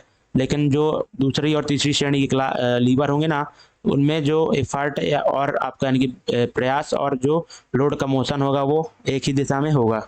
अगला क्वेश्चन देखो, V वोल्टेज यानी कि वोल्टेज V वाला कोई स्रोत परिपथ सर्किट यानी कि किसी परिपथ सर्किट में धारा I को बनाए रखता है, समय t में स्रोत द्वारा परिपथ को भेजी गई ऊर्जा कितनी होगी, ठीक है। तो आप चाहें तो सिंपल से इसका फार्मूला याद रख लें, ये होता है VIT, ठीक है। और इसको आप अगर चाहें तो इसको अच्छे से कर सकते हैं, याद भी कर सकते हैं कैसे आता है ये, ठीक है। तो यहाँ पर देख सकते हैं विद्युत आवेशों की गति के कारण विद्युत ऊर्जा एक गतिज ऊर्जा होती है, ठीक है। तो विद्युत आवेशों की गति के कारण ही तो विद्युत ऊर्जा प्रवाहित होती है। तो एक तरह से विद्युत ऊर्जा क्या होती है, गतिज ऊर्जा ही होती है। उसके बाद यहाँ पर दूसरा पॉइंट देखें, गति के गुण के कारण गतिज ऊर्जा किसी वस्तु के पास मौजूद ऊर्जा होती है, ठीक है। गति के कारण यहाँ पर क्या होती है, गतिज ऊर्जा मौजूद होती है किसी भी कण के कारण कण में, ठीक है। और जितनी तेजी से आवेश चलते हैं उतने ही अधिक विद्युत ऊर्जा वे ले जाते हैं, जितनी अधिक तेजी से आवेश चलते हैं ना उतनी ही अधिक विद्युत ऊर्जा वे ले जाते हैं। आगे देखें तो विद्युत धारा द्वारा प्रदान की जाने वाली विद्युत ऊर्जा इसकी शक्ति और समय के गुणनफल के बराबर होती है, ठीक है। और जिस पर यह प्रवाहित होती है जो कि वोल्टेज, धारा और समय है, ठीक है। तो यहाँ पर हम सभी लोग ओम का नियम जानते हैं कि V बराबर क्या होता है, IR होता है। और यहाँ पर दोस्तों जो आपकी शक्ति होता है ना, तो जो आपकी देखो यहाँ पर परिपथ में जो भेजी गई ऊर्जा किसके बराबर हो जाती है आपकी, E बराबर क्या हो जाएगी, जो आपकी शक्ति है I² और इंटू R इंटू टाइम के बराबर हो जाती है, ठीक है। तो यहाँ से आप देखो, यहाँ से आप क्या रख सकते हैं कि IR की जगह क्या रख सकते हैं आप, V रख सकते हैं, ठीक है। तो E बराबर आपका क्या आ जाएगा इधर से IR, एक I और एक R ले लेते हैं तो V और एक I बचेगा, ठीक है। तो VIT बचेगा, ठीक है। तो राइट आंसर आपका क्या हो जाएगा, दूसरा। क्लियर है। अगला क्वेश्चन में फ्रेंड्स बोला जा रहा है कि A 10 दिन में काम कर सकता है, काम का 2/5 हिस्सा पूरा कर सकता है, ठीक है। तो 10 दिनों में 2/5 हिस्सा पूरा कर रहा है, यदि 2/5 हिस्सा 10 दिनों में पूरा कर रहा है तो टोटल हिस्सा कितने दिनों में पूरा कर पाएगा, टोटल हिस्सा कितने दिनों में पूरा कर पाएगा, 25 दिन में, ठीक है। तो यहाँ पर आप देख सकते हैं कि A जो है तो 25 दिन में कर पाएगा काम, और B जो है तो आधा हिस्सा कितने दिन में कर रहा है, 10 दिन में, कि टोटल काम 20 दिन में कर लेगा। तो यहाँ से क्षमता जब हम लेंगे तो क्या ले लेते हैं, 100 ले लेते हैं, ठीक है। 100, तो यहाँ पर देखो इसकी क्षमता आ जाएगी 4, इसकी आ जाएगी 5, और उन्होंने 5 दिन मिलकर काम किया, ठीक है। तो 5 दिन मिलकर काम किया यानी कि दोनों की क्षमता क्या हो जाएगी, टोटल 9 और 45, 5 दिन में 9 की एफिशिएंसी से 45 काम कर लेंगे तो बचा कितना काम, 55 काम 100 में से, ठीक है। तो 55 काम बचा। उसके बाद बोला जा रहा है कि जिसके बाद एक काम छोड़कर चला जाता है तो B से इस कार्य को कितने दिन में करेगा, तो B की एक काम छोड़ के चला जाता है, ठीक है। 5 दिन काम करने के बाद एक छोड़ के चला जाता है, बचा B कितने एफिशिएंसी, 5 की एफिशिएंसी से 55 काम कितने दिन में कर लेगा, 11 दिन में। अगला डायरेक्शन का क्वेश्चन फिर से आ गया, और एक विक्रेता अपने कार्यालय से रवाना होकर अपनी गाड़ी 2 किलोमीटर पूर्व में चलता है, ठीक है। 2 किलोमीटर पूर्व में चलता है, उसके बाद उत्तर की ओर मुड़ता है और 7 किलोमीटर चलता है, ठीक है। और इसके बाद वह अपने दाईं ओर मुड़ता है और 6 किलोमीटर चलता है, और अंत में वह दक्षिण की ओर मुड़ता है, 7 किलोमीटर चलता है, दक्षिण की ओर मुड़ता है, 7 किलोमीटर चलता है। तो वह अपने आरंभिक स्थिति के संदर्भ में अब कहाँ पर है, तो आरंभिक स्थिति यहाँ पर थी और अब प्रेजेंट में यहाँ पर है, ठीक है। यानी कि यहाँ से यहाँ तक की दूरी कितनी हो जाएगी, 2 पहले से ये है, और यहाँ से यहाँ तक की दूरी क्या है, हो जाएगी 6 ऊपर वाली, ठीक है। क्योंकि यहाँ पर एक क्या बन रहा है, आयत बन रहा है, ये आमने सामने की अगर भुजाएं साथ साथ हैं तो ये भी 6 की हो जाएंगी, ठीक है। तो 8 किलोमीटर पूर्व में हो जाएगा। अगला आंसर, अगला क्वेश्चन जो कि यहाँ पर पाई चार्ट में आपको दर्शाया गया है, और क्वेश्चन में क्या बोला जा रहा है कि यदि कुल खर्चे कितने हैं, 25,000 रुपये हैं, तो ब्याज पर लगभग खर्च किया गया कितना है, ठीक है।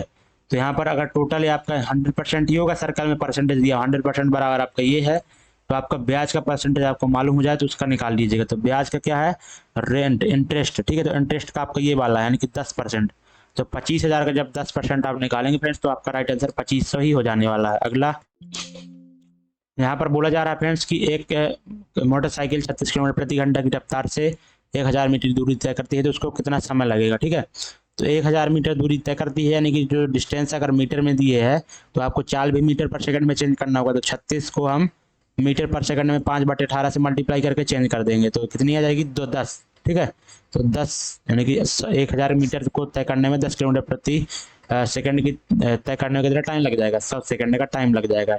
अगला, यदि किसी मानक इंजीनियरिंग आरेख सीट की चौड़ाई कितनी है 841 मीटर, तो इसकी लंबाई क्या हो जाएगी। ठीक है, तो यहाँ पर इसका आंसर क्या हो जाएगा, 1189। ठीक है, और ये कौन सी ड्राइंग सीट होती है, A0 साइज की। ठीक है, तो यहाँ पर उसकी चौड़ाई और लंबाई का जो मल्टीप्लाई होता है वो एक डायमेंशन होता है, 841 1189 होता है।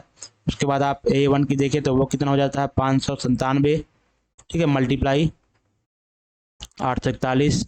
A2 की देखें तो A2 की आपकी कितनी हो जाती है, 420 और 597। ठीक है, 597 नहीं, सॉरी 594 होती है। ठीक है, 594, इसके आधी के आसपास। ठीक है, उसके बाद आपके A3 देखें तो यहाँ पर इसका जब आधा करेंगे तो 297 आएगा, मल्टीप्लाई 420। A4 देखेंगे तो आपका 420 का आधा 210, मल्टीप्लाई 297। ठीक है, अब यहाँ पर A5 देखेंगे तो 148, मल्टीप्लाई आपका 210। इसके बाद A6 भी निकाल सकते हैं, तो यहाँ पर 210 नहीं, 210 का आधा 105, मल्टीप्लाई 148। इस तरह से आप इसको निकाल सकते हैं। अगला क्वेश्चन, यहाँ पर 4 अंकों की संख्या ये दी हुई है, 11 से पूरी तरह विभाज्य, तो x माइनस वाई का मान निकालना। ठीक है, अगर कोई भी संख्या दोस्तों क्या है कि 11 से अगर विभाज्य ना, तो क्या होगा कि जो विषम स्थान पर स्थित अंक होंगे, ठीक है, उनके अंकों का योग सम स्थानों पर स्थित अंकों के योग के क्या हो जाता है, बराबर हो जाता है। ठीक है, बराबर कर देंगे, वहां से हम एक्स वाई के मान निकाल लेते हैं। ठीक है, तो यहाँ पर क्या हो जाएगा आपका x1 प्लस वाई बराबर क्या हो जाएगा, x+7। ठीक है, तो आपसे क्या पूछा गया, x माइनस वाई, यानी कि y को उस तरफ भेज देंगे लेफ्ट साइड राइट साइड, तो x माइनस वाई बराबर आपका क्या हो जाने वाला है, -6। ठीक है, तो राइट आंसर आपका -6 आएगा। क्लियर है। अगला क्वेश्चन है फ्रेंड्स कि x और y की उम्र का अनुपात कितना है, 4:7 है। तो x और y की वर्तमान उम्र का अनुपात क्या है, 4:7 है। उसके बाद 3 वर्ष पहले, यानी कि 3 वर्ष इसमें माइनस दोनों में सब में कर दे, दोनों में कर देंगे, तो अनुपात कितना हो जा रहा है, 1:2। ठीक है, तो यहाँ पर निकालेंगे तो 4 दूनी कितना होता है, 8, और मल्टीप्लाई यहाँ पर क्या होगा,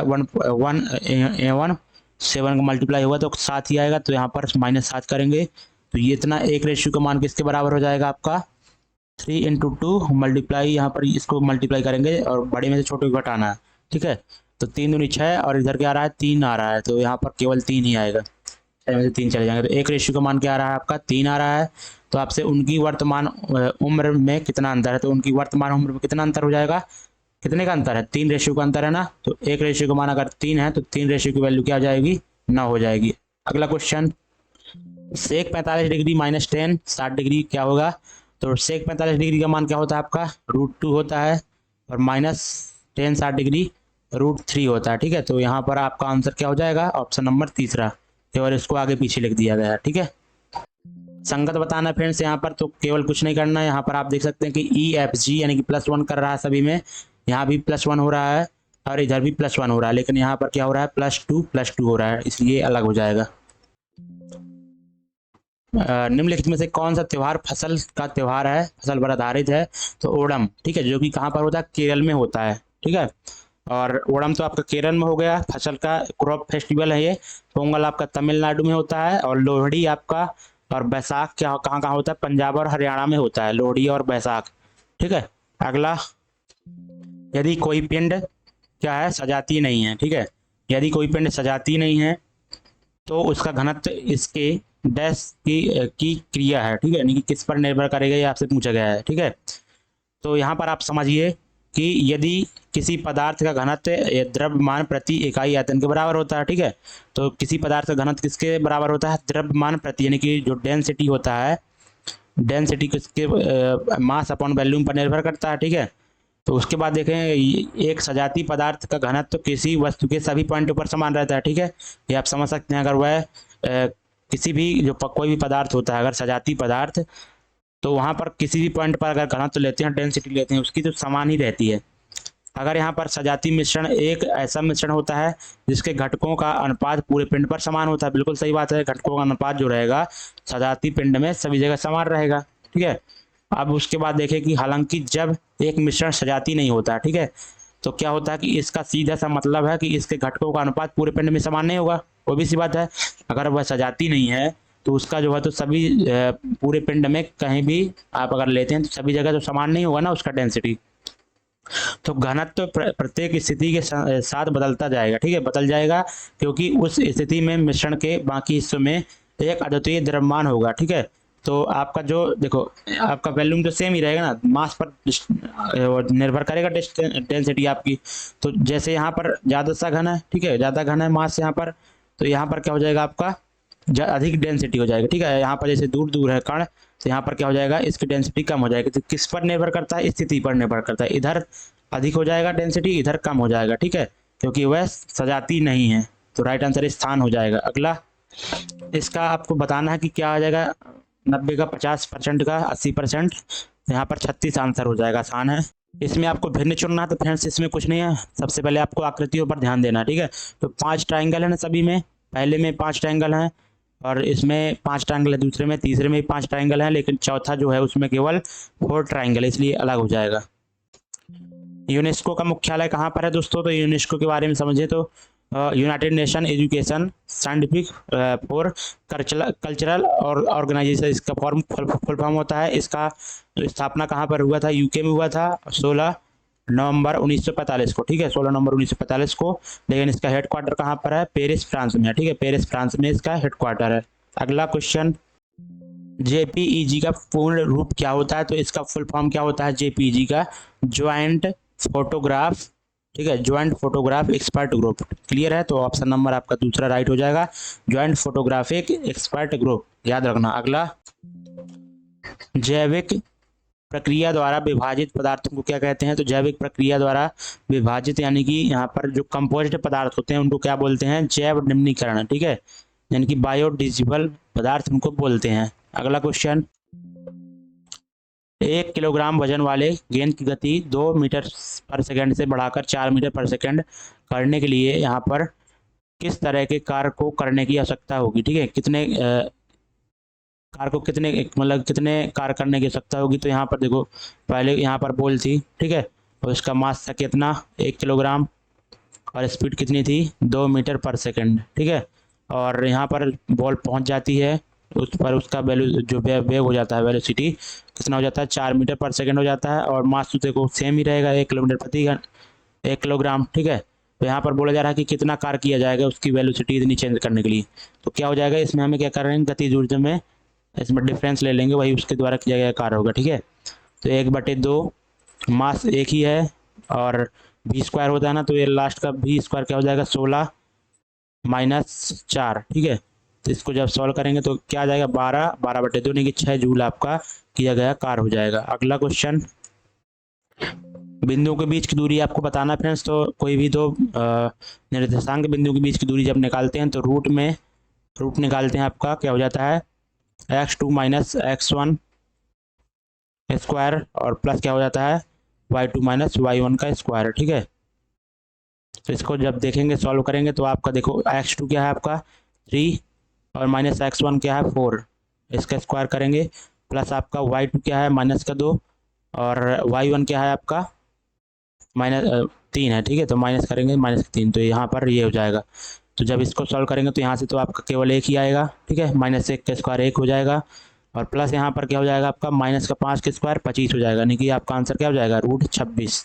अगला, उस सामग्री की पहचान करें जिसमें आयतन प्रसार गुणांक उच्च है। ठीक है, तो आयतन विस्तार या आयतन प्रसार गुणांक के बारे में हमने बताया था कि किसी पदार्थ के एकांक आयतन में टेम्परेचर 1 डिग्री सेल्सियस बढ़ाने पर उसके आयतन में जो परिवर्तन होता है वही तो आयतन प्रसार गुणांक कहलाता है। ठीक है, फ्रेंड्स यहाँ पर देख सकते हैं कि सबसे पतला यहाँ पर चीज़ क्या है एल्कोहल, इसलिए इसका क्या हो जाएगा सबसे अधिक आयतन प्रसार गुणांक हो जाएगा, पानी से भी पतला होता है एल्कोहल। ठीक है, अगला क्वेश्चन, कोई कार यहाँ पर 400 मीटर पर सेकंड 400 मीटर की दूरी 20 सेकंड में तय करती है, तो किलोमीटर प्रति घंटे में इसकी स्पीड क्या होगी, तो यहाँ पर 400 18/20, ये मीटर पर सेकंड में आ गया, इसको किलोमीटर प्रति घंटा में चेंज करने के लिए 18/5 से मल्टीप्लाई करना होगा, ठीक है। तो यहाँ से जब आप देखेंगे तो 20×5 से इसको काटेंगे तो 4 बार जाएगा, तो 18×4 आपका आंसर हो जाएगा। फ़ारेनहाइट को दोस्तों डिग्री सेल्सियस में चेंज करना है तो बहुत ही आसान है, तो आप आसानी से कर ही सकते हैं। C/5 होता है और यहाँ पर 86 - 32 हो जाएगा, बटे 9 होता है, ठीक है। तो अब इसको जब आप सॉल्व करेंगे तो आपका C/5 और इधर से क्या आने वाला है आपका, यहाँ पर देखो 4 और इधर क्या हो जाएगा आपका 5, यानी कि 54, यानी 9 छक्का 54, तो 6×5 30 आपका आंसर हो जाएगा। क्वेश्चन में बोला जा रहा है कि एक पतलून खरीदने में 2000 रुपये खर्च हुए, ठीक है। तो खर्च हुए पैसे राशि के पास, ठीक है, खर्च हुए जो पैसे हैं ना शशि के पास के कुल पैसे का कितना है, 2/5 भाग है, ठीक है। मान लेते हैं टोटल उसके पास कितना है, x है, जिसमें से 2/5 भाग किसके बराबर हो जाएगा, जो खर्च कर रहा है 2000 के बराबर हो जाएगा।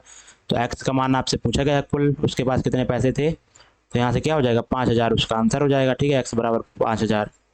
अगला क्वेश्चन, एक संख्या 50 से उतनी ही अधिक है जितनी वह 86 से कम है, ठीक है। तो यहाँ पर मान लेते हैं वह संख्या x है, तो वह संख्या अगर x है तो 50 से कितनी अधिक है, तो 50 से अगर अधिक है तो x माइनस क्या कर देंगे, 50 कर देंगे, ठीक है।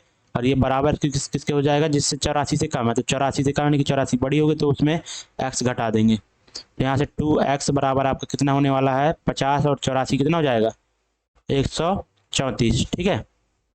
तो x बराबर आपका कितना आ जाएगा, 67, ऑप्शन नंबर पहला। देखो बुक का क्वेश्चन है, बोला जा रहा है कि के नारायण किसकी यहाँ पर अपनी किस किताब के लिए प्रसिद्ध हैं, तो मालगुडी डेज ये किसकी बुक है, के नारायण साहब की है, ठीक है। उसके बाद यहाँ पर आप देख सकते हैं आ सुटेबल बॉय विक्रम सेठ जी की है, और रूम ऑन द रूफ ये किसकी है, आपकी रस्किन बॉन्ड की। अगला क्वेश्चन, इसमें आपको कुछ नहीं करना, डायरेक्टली आप देखो यहाँ पर क्या है कि डॉलर है ना, तो डॉलर को देखे तो क्या है, सीडी की पुत्री है, तो डॉलर सीडी की पुत्री है, यानी कि डब्लू जो है तो एक्स की पुत्री हो जाएगी, तो एक्स की पुत्री कौन हो जाएगी, डब्लू।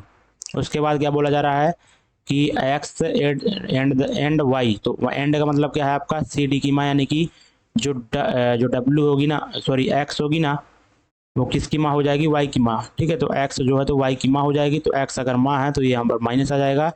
उसके बाद परसेंटेज है आपका, तो यहाँ पर देख सकते हैं सी डी का पुत्र है, यानी कि वाई जेड का पुत्र है, तो वाई अगर जेड का पुत्र है ना, तो अगर वाई जेड का पुत्र है तो क्या हो जाएगा, जेड एक्स का पति हो जाएगा, तभी तो वाई जेड का पति पुत्र होगा, ठीक है, क्योंकि उसका माता तो एक्स थी। तो अगर वाई जेड का पुत्र है तो बाकी बचा कौन पुत्र कहने वाला, पिता ही तो बचा। तो यहाँ पर जेड डब्ल्यू का क्या हो जाएगा, पिता हो जाएगा, ठीक है। तो जेड डब्ल्यू का पिता हो जाएगा, क्योंकि जो डब्ल्यू है उसकी माता के पति कौन हो जाएंगे, जेड के पिता ही हो जाएंगे। अगला, यदि साइन थीटा बराबर आपका 15/17 है तो कॉट थीटा बराबर क्या होगा, यहाँ पर एक राइट एंगल ट्रायंगल बनाना है आपको, ठीक है। तो साइन थीटा बराबर क्या होता है आपका, लंब बटे कर्ण होता है ना, तो 15 इधर हो जाएगा और 17 इधर, ठीक है। तो कर्ण आधार क्या हो जाएगा, 8, 15, 17 टेबलेट नंबर होता है ये। तो कोट आपको निकालना है, कोट बराबर क्या होता है, आधार बटे लंब, ठीक है। तो 8/15 आपका आंसर हो जाएगा। अगला 72वां क्वेश्चन फ्रेंड्स, आपसे बोला जा रहा है कि कौन सा समुच्चय उन नर्तकों को प्रदर्शित करेगा जो पुरुष हैं, ठीक है। तो यहाँ पर नर्तकों को कौन सा प्रदर्शित कर रहा है, सबसे पहले ये देखें, तो त्रिभुज लेना है, उसके बाद जो पुरुष हों, ठीक है। तो वृत्त, त्रिभुज और वृत्त का कॉमन पार्ट आपको लेना है, तो त्रिभुज आपका यहाँ से यहाँ तक का, यानी कि ये वाला पार्ट आपको कॉमन लेना है, यानी कि आपका आंसर क्या होने वाला है, GEF, ठीक है। तो GEF यानी कि आपका राइट आंसर ये हो जाएगा। अगला क्वेश्चन, यहाँ पर SI इकाई नहीं है निम्नलिखित में से, तो आपको बताना है, ठीक है। और कौन सी SI इकाई, यहाँ पर इकाई नहीं है, ठीक है। कौन सी विकल्प की SI, निम्नलिखित विकल्पों में से किस विकल्प की SI इकाई नहीं होती है, तो किसकी नहीं होती है, निम्नलिखित विकल्पों में से किस विकल्प की SI इकाई नहीं होती है, आवृत्ति की तो होती है ना हर्ट्ज, ये कैसा क्वेश्चन है। विद्युत धारा की एम्पियर, प्रकाश तीव्रता की आपकी क्या होती है, कैंडेला होती है, और पदार्थ की मात्रा क्या होती है, मोल होती है। तो मेरे हिसाब से यहाँ पर इस क्वेश्चन में क्या पूछा गया था कि कौन सी बेसिक यूनिट नहीं है, ठीक है, बेसिक इकाई नहीं है। तो बेसिक इकाई आपकी ये तीनों है, देखो धारा हो जाएगी, प्रकाश की तीव्रता, आपकी कैंडेला और पदार्थ की मात्रा मोल, ये सारी तीनों एक बेसिक इकाइयाँ हैं, बाकी ये आवृत्ति आपकी व्युत्पन्न इकाई है, इसलिए अलग हो जाएगा। अगला क्वेश्चन, एक मशीन यहाँ पर बोला जा रहा है कि 1500 रुपये में खरीदी गई और उसे ठीक करवाने में 100 रुपये खर्च हो रहा है, ठीक है। यानी कि टोटल हाँ यहाँ पर जो कॉस्ट प्राइस हम क्या मानेंगे, जितने में वो खरीद रहा है, जितना उसकी मरम्मत में खर्च लग रहा है, ठीक है। तो यहाँ पर 1600 हो जाएगा टोटल कॉस्ट प्राइस। और उसे कितने मूल्य पर बेचा जाना चाहिए ताकि उसे 25% का प्रॉफिट हो। यानी कि 25% मतलब क्या होता है, 1/4 होता है। यानी कि अगर उसका CP अगर 4 है तो उसका जो प्रॉफिट 1 होगा ना, तो उसका सेलिंग प्राइस क्या हो जाएगा, 5 हो जाएगा, ठीक है। यानी कि 5/4 से इसमें मल्टीप्लाई कर देंगे डायरेक्टली, आपका आंसर क्या हो जाएगा, 2000। अगला, सरल मशीन के वेग अनुपात मशीन में डैश द्वारा तय की गई दूरी और डैश द्वारा तय की गई दूरी का अनुपात होता है। तो मैंने फ्रेंड्स बताया थे जब आपका मैकेनिकल एडवांटेज का क्वेश्चन आया था ना, वहाँ पर भी मैंने बताया था कि जो आपका वेलोसिटी रेशियो यानी कि वेग अनुपात क्या होता है, डिस्टेंस कवर्ड बाई, देखिए डिस्टेंस कवर्ड बाई एफर्ट यानी कि प्रयास, ठीक है। और बटे क्या होता है, डिस्टेंस कवर्ड बाई लोड, ठीक है, यानी कि भार। तो आपका यहाँ से क्या हो जाएगा, यह अनुपात मशीन में प्रयास द्वारा तय की गई दूरी और लोड यानी कि भार द्वारा तय की गई दूरी का अनुपात होता है क्या, सरल मशीन का वेग अनुपात। ऑप्शन नंबर चौथा राइट हो जाएगा। अगला, तो जब भी दोस्तों इस तरह के क्वेश्चन आए तो हमेशा आप क्या करें, नीचे से ही सॉल्व करने का प्रयास करें। कई बार क्या होता है कि बच्चे ऊपर से सॉल्व करते हैं तो ऊपर से आंसर नहीं एग्जामिनर देता, होशियार होता है ना, नीचे देता है ताकि यहाँ पर टाइम उसको लगे। तो 1 2 3 बार उस सॉल्व करना हो, चौथी बार में आएगा आंसर। लेकिन हमेशा आप जब भी इस तरह का क्वेश्चन आए तो नीचे से सॉल्व करें। तो I माइनस जे, माइनस का मतलब क्या है आपका GH की बहन है कि नहीं, कि आपका यहाँ क्या हो जाएगा, IJ की बहन हो जाएगी, IJ की बहन हो जाएगी। उसके बाद प्लस है तो प्लस का मतलब क्या है आपका यहाँ पर, प्लस का मतलब GH की पुत्री है, यानी कि JF की क्या हो जाएगी, JF की क्या हो जाएगी, JF की पुत्री हो जाएगी, ठीक है। तो JF की पुत्री हो जाएगी। उसके बाद F यहाँ पर स्टार क्या है, H है, तो स्टार का मतलब क्या है, GH की पति है, यानी कि जो F हो जाएगी H के पति हो जाएगी, ठीक है। तो H का पति यानी कि H पत्नी हो जाएगी किसकी, F की, ये बन गया। तो यहाँ पर I H की पुत्री है, कहाँ पर दर्शा रहा है, इसी में दर्शा रहा है। देखो I जो है ना H की पुत्री है, देखो दर्शा नहीं रहा, ये पति पत्नी दोनों हो गए और उनकी दोनों लड़कियां हो गई ये, तो जो I होगी ना वो H की क्या हो जाएगी, पुत्री हो जाएगी। अगला क्वेश्चन, जिस तरह दोस्तों आपका लंबा छोटा सा संबंध यानी कि विलोम आपका एंटोनिम्स दिया गया है, तो खुश किससे दुख, खुश किससे रिलेटेड होगा, आपका दुखी से, ठीक है। अगला, यदि किसी तल से मिलने, ठीक है, यदि किसी तल से मिलाने के लिए सरल रेखाओं को किसी वस्तु के समोच्च पर विभिन्न बिंदुओं से खींचा जाता है तो तल पर प्राप्त होने वाले चित्र को क्या कहते हैं, हम प्रक्षेपण बोलते हैं। प्रक्षेपण यानी कि प्रोजेक्शन, ठीक है। डिफरेंस प्रोजेक्शन ही है आपका। देखो जब आप यहाँ से क्या करेंगे, लाइट यहाँ पर डालेंगे, प्रकाश डालेंगे, तो ये देखो यहाँ से ये लाइन जाएगी, यहाँ से ये जाएगी, सारी यहाँ पर जो प्रक्षेपण होगा ना, तो यहाँ पर कोई जिस तल में मिलती है ना तो उसे क्या बोलते हैं, प्रक्षेपण बोलते हैं, ठीक है। यही आपका आंसर हो जाएगा। अगला क्वेश्चन, इसको तो आप आसानी से कर ही सकते हैं, बकवास क्वेश्चन है। अगला क्वेश्चन देखेंगे, इसको करिए, ठीक है। यहाँ पर देखो क्या बोला रहा है कि ओन का कोड क्या होगा, ठीक है। तो ओन का कोड क्या होगा, तो सबसे पहले आप देखेंगे ओन कहाँ पर है, तो ओन आपका कहाँ पर है, ये है ऑयल ऑन वाटर, ठीक है। तो ऑयल ऑन वाटर का कोड क्या है, 824। तो उसके बाद यहाँ पर देख सकते हैं कि ऑयल को आप अगर निकालें तो ऑयल और ऑयल इसमें दोनों में कॉमन है, और इसमें 824, और इसमें से क्या कॉमन है आपका 824, ठीक है। 824 और इधर क्या है 549, यानी कि आपका जो ऑयल का कोड क्या हो जाएगा, 4 हो जाएगा, ठीक है, क्योंकि 4 इनमें कॉमन है। उसके बाद बचा आपका ऑयल ऑन और वाटर का अगर आप प्राप्त कर लेते हैं तो वहाँ पर आपका बचा केवल ऑन का बचेगा इसमें से, ठीक है। तो वाटर इधर है और वाटर इधर है, तो दोनों में से क्या कॉमन है आपका 2 9 5, 2 9 5 में से क्या कॉमन है, 2 कॉमन है, ठीक है। तो वाटर का क्या हो जाएगा, वाटर का आपका क्या हो जाएगा, 2 हो जाएगा। तो बाकी बचा हुआ किसका, बचा हुआ 8 क्या हो जाएगा, 8 बचा हुआ किसका हो जाएगा, ओन का हो जाएगा, ठीक है, ओन का, क्योंकि ऑयल का हमने पहले निकाल लिया है, ऑयल का 4 था, ठीक है, और यहाँ पर वाटर क्या हो जाएगा 2, तो बचा हुआ आपका ओन का क्या हो जाएगा, आपका ओन का बचा हुआ 8 हो जाएगा। अगला क्वेश्चन फ्रेंड्स, फिर से क्वेश्चन आ गया देखो उसी तरह का, ठीक है। और इसको दोस्तों आप स्वयं करिएगा, ठीक है, क्योंकि स्वयं अगर आप कर रहे हैं ना तो अच्छा होगा आपके लिए, ठीक है। यहाँ पर केवल आपको धारा कितनी होगी ये निकालना है, I बराबर, और समांतर क्रम में है तो कोई आप ज़्यादा इसमें कंफ्यूज नहीं होइएगा। ठीक है, समांतर क्रम में है तो यहाँ पर क्या हो जाएगा, धारा जो है तो इनके अनुपात में आपस में चेंज हो जाएगी। ठीक है, अगर यहाँ पर देखो इनका दोनों का प्रतिरोध का अनुपात क्या आ रहा है, 1:1:2, धारा किस अनुपात में होगी, 1:2 में, 1:1 में। ठीक है, मतलब 2:1 में। ठीक है, समझ रहे हो ना मेरी भावना है। अगला क्वेश्चन, इंजीनियरिंग आरेख में यहाँ पर LH निम्नलिखित में से क्या संकेत करता है, तो लेफ्ट हैंड। ठीक है, और RH क्या होता है, राइट हैंड। ये आप सभी याद रखना। आपसे क्वेश्चन में बोला जा रहा है कि यहाँ पर 10,000 की राशि 2 वर्ष में इतनी हो जाती है, 11,449 हो जाती है, जबकि ब्याज वार्षिक रूप से चक्रवृद्धि ब्याज किया जाता है। तो यहाँ पर CI है यानी कंपाउंड इंटरेस्ट, तो आपको रेट बताना क्या होगी। ठीक है, तो रेट यहाँ पर निकालने के लिए आपको देख सकते हैं कि 2 ईयर का है ना, तो 2 ईयर को कैसे हम निकाल सकते हैं, 10,000 दिया हुआ ना आपका, तो इसका क्या करें, रूट करें क्योंकि 2 है। ठीक है, बराबर यहाँ पर अनुपात क्या हो जाएगा आपका, अनुपात मान लिया कुछ भी, तो यहाँ पर इसके यहाँ पर 11,450। ठीक है, तो इसका जब आप रूट निकालेंगे ना तो आपका क्या आने वाला है, 100 आने वाला है। ठीक है, और इधर क्या आ जाएगा, 107 आ जाएगा। ठीक है, 7 का जब 107 का वर्ग करेंगे तो आपको इतना ही आएगा। ठीक है, अगर 107 का वर्ग करते नहीं बनता तो आप सीख लीजिए। देखो 107 का वर्ग जब करेंगे तो कितना, देखो इसमें क्या है, अगर आप क्या करें कि 7 अगर इसमें अगर आप माइनस कर देते हैं ना, ठीक है ना, 7 अगर माइनस करते हैं तो यहाँ पर आपका क्या हो जाएगा, 100 हो जाएगा। ठीक है, तो 100 आप कैसे, यहाँ पर 7 को जोड़ना पड़ेगा। ठीक है, जो घटा रहे हैं वो जोड़ना है, तो 107 में जब 7 जोड़ेंगे तो 114 हो जाएगा, और जितना जोड़ घटा रहे हैं आप तो उसका स्क्वायर कर देना है ये, तो इस तरह से आप निकाल सकते हैं। तो 107 आ रहा है, यानी कि आपका रेट क्या हो जाएगा, 100 से 107 हो रही है, तो कितने, 7 की ब्याज प्राप्त होगी 100 के रिस्पेक्ट में, यानी कि 100%, 7% आपका आंसर आ जाएगा।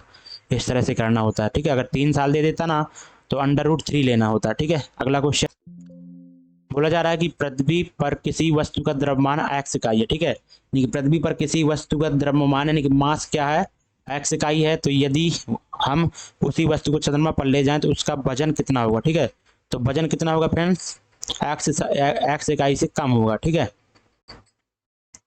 तो यहाँ पर आपको केवल कंफ्यूजन नहीं होना है कि जो वेट होता है, वजन होता है, वो मास अपॉन ग्रेविटेशनल एक्सेलरेशन होता है। ठीक है, तो यहाँ पर आपका अगर वस्तु का द्रव्यमान अगर पृथ्वी पर x है, ठीक है, यहाँ पर क्या हो जाएगा, वेट WX, ठीक है, x इंटू जी, यानी कि केवल आप जो वेट हो जाएगा पृथ्वी पर 10x हो जाएगा। ठीक है, 10x। तो आपसे क्या बोला जा रहा है कि अगर उसे चंद्रमा पर ले जाए तो उसका जो वजन हो जाएगा कितना हो जाएगा। ठीक है, तो वजन क्या हो जाएगा फ्रेंड्स, आपका x से कम ही रहेगा। ठीक है, क्लियर है।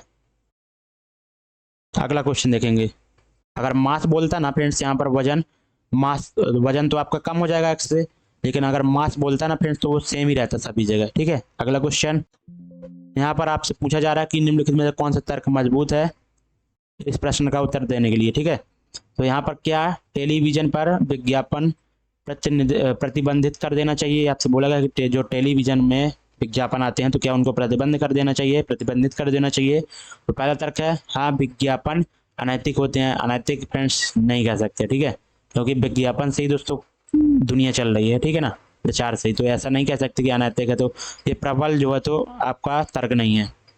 उसके बाद नहीं, विज्ञापन से होने वाली आमदनी दर्शकों की लागत कम करने में सहायता करती है। बिल्कुल सही सी बात है, ये आपका 100% राइट होगा। ये प्रबल मजबूत है, केवल दूसरा ही मजबूत है। अगला, बैक्टीरिया की खोज किसने की थी, तो AB लुई वेन हॉक ने बैक्टीरिया की खोज की थी। वह छोटी से छोटी संख्या कौन सी है जिसके दोगुना करने पर वह कितनी हो जाएगी, 7, 7, 12, 15 से पूर्णतः विभाजित होगी। ठीक है, तो सबसे 7, 12, 15 से विभाजित होने वाली सबसे छोटा नंबर निकालते हैं, यानी कि कैल्शियम हो जाएगा। तो एल्शियम 7 × 12 इंटू क्या हो जाएगा, 5 × 3, तो 3 तो पहले ले चुके हैं, तो 5, 12, 5, 60, और 60 × 7 यानी कि 420 हो जाएगा। ठीक है, तो 420 ना लेकर इसका आधा लेंगे क्योंकि 210 होगा, क्योंकि यहाँ पर बोला गया कि जिससे दोगुना करने पर, यानी कि अगर 210 को अगर दोगुना करते हैं तो क्या हो जाएगा, 420 बन जाएगा, जो कि 7, 12, 15 से पूरी तरह से विभाजित हो जाएगा। ठीक है, 210 लेंगे आंसर। अगला, किसी पदार्थ की मोलर विशिष्ट ऊष्मा क्षमता क्या होती है, आपको बताना है। तो यहाँ पर आप एक शब्द मोलर देख रहे होंगे, इसलिए दोस्तों इतना झाम झमेला है। बाकी विशिष्ट ऊष्मा क्षमता का तो आप जानते होंगे फॉर्मूला। ठीक है, तो अब आप यहाँ पर समझे, पूरा डिटेल समझ लेते हैं। विशिष्ट ऊष्मा धारता को सबसे पहले समझे कि किसी पदार्थ के एक इकाई द्रव्यमान का तापमान 1 डिग्री सेल्सियस बढ़ाने के लिए जितनी ऊष्मा की आवश्यकता होती है वही उसकी विशिष्ट ऊष्माधारता कहलाती है, ठीक है। और विशिष्ट ऊष्माधारता C होती है, ऊष्मा Q और तापमान T। यहाँ पर इसको इस फॉर्मूले से रखते हैं, ठीक है। ये सभी को याद ही होगा। और इसकी इकाई भी आप याद रखना कि जूल प्रति किलोग्राम प्रति केल्विन होता है, ठीक है। अब यहाँ पर मोलर विशिष्ट ऊष्मा या मोलर ऊष्माधारता के बारे में समझें तो किसी पदार्थ की मोलर, ठीक है, ऊष्माधारता पदार्थ के 1 ग्राम मोल, ठीक है। तो यहाँ पर क्या लेना है, पदार्थ के 1 ग्राम मोल के तापमान को 1 डिग्री सेल्सियस तक बढ़ाने के लिए आवश्यक ऊष्मा की मात्रा के रूप में से परिभाषित किया जाता है किसे, मोलर विशिष्ट ऊष्मा को, ठीक है। उसके बाद यहाँ पर किसी पदार्थ की मोलर विशिष्ट ऊष्मा को आमतौर पर कैपिटल C द्वारा दर्शाया जाता है और किसी पदार्थ की विशिष्ट ऊष्मा को स्मॉल c के द्वारा, और इसका ग्राम मोलीय द्रव्यमान कैपिटल M है, ठीक है। तो यहाँ पर जो आपका मोलर विशिष्ट ऊष्मा C बराबर क्या हो जाएगा, mc, ठीक है, यानी कि मोलर द्रव्यमान और इनटू ऊष्मा विशिष्ट ऊष्मा, ठीक है। तो यहाँ पर समीकरण 1 आपका ये था और समीकरण 2, तो यहाँ पर जब दोनों का आप सॉल्व करेंगे ना तो आपका क्या आने वाला है, ये आने वाला है, ठीक है, C/m। तो यहाँ पर m स्मॉल m बटे कैपिटल M क्या हो जाता है, म्यू हो जाता है। यही तो क्या होता है, मोलर, ठीक है, मोलर होता है, ठीक है। यहाँ पर देखो लिखा भी है, जहाँ आपका म्यू क्या है, मोलों की संख्या, ठीक है, स्मॉल m बटे कैपिटल M। तो यहाँ पर जब आप देखो यहाँ पर क्या आ गया आपका डेल Q बराबर आपका C, ठीक है, C और मल्टीप्लाई आपका म्यू हो जाएगा, ठीक है, म्यू और आपका डेल T, ठीक है। तो यहाँ आपको इसको किस तरह लिखा है मोलर विशिष्ट ऊष्मा क्षमता तो Q हो जाएगी ना, ठीक है ना, ओके। सॉरी ये, तो यहाँ पर जब इसका पक्षांतरण करेंगे आप तो यहाँ से आंसर क्या आ जाने वाला है आपका, इसको हटा के, ठीक है। तो यहाँ पर देखो तो आपका डेल T, ठीक है, ये मल्टीप्लाई में है तो नीचे आ जाएगा और ये मल्टीप्लाई में है तो बटे में हो जाएगा, नहीं कि 1 बटे में हो। तो आपका ऐसा ऑप्शन कौन सा है, ऑप्शन नंबर 3 याद रखना, केवल डायरेक्टली याद रखना, हमने केवल अच्छे से आपको समझाने के लिए बता दिया, ठीक है। अगला क्वेश्चन देखेंगे। क्वेश्चन में बोला जा रहा है कि एक वस्तु को 12,000 में बेच दिया गया, ठीक है, और यदि 15% की छूट दी जाए तो उसे कितना लाभ होता है, 2% का लाभ होता है। तो उसका क्रय मूल्य आपको बताना है, ठीक है। तो फ्रेंड्स यहाँ पर कुछ नहीं करना आपको, यहाँ पर क्या बोल रहा है कि 15% की छूट दी जाती है।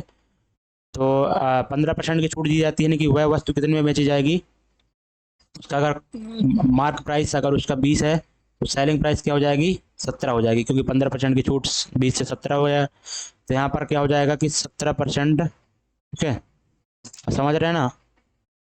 तो 17, देखो 2% का लाभ होता है, तो उसे यहाँ पर 2% का लाभ होता है अगर यह क्या कर रहा है कि कितने बेच रहा है, 12,000 में बेच रहा है, ठीक है। 2% का लाभ होता है, यानी कि क्या हो जाएगा आपका, देखो ना यहाँ से कैसे तो क्या हो रहा है कि 2% का प्रॉफिट हो रहा है, ठीक है। तो 2% का प्रॉफिट यानी कि उसका CP और SP का अनुपात क्या हो जाएगा, यहाँ से आप 50 से ले सकते हैं कितना, 51, ठीक है। 2% का प्रॉफिट होता है, यानी कि इधर सेलिंग प्राइस 51 है आपका, ठीक है। तो आप यहाँ पर देख सकते हैं कि क्या होने वाला है, यहाँ पर छूट का कोई यहाँ पर मतलब ही नहीं है, ठीक है, क्योंकि यहाँ पर छूट का कोई काम ही नहीं है। मार्क प्राइस से छूट, अगर छूट दे रहा है तो मार्क प्राइस से मतलब होगा, उससे हमें मतलब ही नहीं। यहाँ पर अगर प्रॉफिट 2% का हो रहा है तो यहाँ पर आप डायरेक्टली यहाँ पर 51 बराबर करेंगे किसके, 1200 के, ठीक है। तो फ्रेंड्स इस क्वेश्चन में शायद पता है क्या गड़बड़ है, ठीक है, गड़बड़ आप समझ रहे होंगे। गड़बड़ यहाँ पर क्या है कि जो आपका यहाँ पर 2% का प्रॉफिट हो रहा है ना, तो प्रॉफिट क्या होता है, कॉस्ट प्राइस पर तो प्रॉफिट होता है ना, क्रय मूल्य पर, ठीक है। तो कॉस्ट प्राइस तो आपसे पूछा गया डायरेक्टली, आप या 2% से निकाल सकते हैं, ठीक है। तो यहाँ पर जैसे हमने लिखा तो 51 रेशियो बराबर किसकी कर देंगे, 12,000 के 1 रेशियो को मान निकालेंगे, 50 से मल्टीप्लाई कर देंगे तो आपका कॉस्ट प्राइस आ जाएगा, ठीक है। लेकिन यहाँ पर क्वेश्चन में क्या किया गया है वो आप समझने का प्रयास कीजिए। यहाँ पर क्वेश्चन में गलती क्या की गई है कि वस्तु का यहाँ पर मार्क प्राइस दिया हुआ है, मार्क प्राइस यानी कि अंकित मूल्य दिया गया है 12,000, ना कि सेलिंग प्राइस, ठीक है। तो यहाँ पर जो है तो अगर यहाँ पर मार्क प्राइस 20 रेशियो बराबर अगर आपका दिए है तो 1 रेशियो का मान क्या हो जाएगा आपका, 1 रेशियो का मान कितना हो जाने वाला इधर से, कितना 600, ठीक है। 600 हो जाएगा ना, ठीक है। उसके बाद यहाँ पर आप देखें कि इसका जो एसपी सेलिंग प्राइस क्या हो जाएगा आपका 17 × 600, ठीक। और ये किसके बराबर हो जाएगा आपका 51 के बराबर, ठीक है, क्योंकि उसको अगर 2% का प्रॉफिट होता है तो यहाँ ये इसके बराबर हो जाएगा, यानी कि इसको जब इससे डिवाइड करेंगे तो ये कितनी बार जाएगा, 200 बार जाएगा, ठीक है। 200 × 50 जब करेंगे तो आपका 10,000 इस तरह से आंसर आएगा। ये आपका मार्क प्राइस दिया हुआ है, ना कि सेलिंग प्राइस, ये आप ध्यान देना। अगला क्वेश्चन, यहाँ पर आपको नीचे दिए गए शब्दों को आपको बताना है कौन सा असंगत है।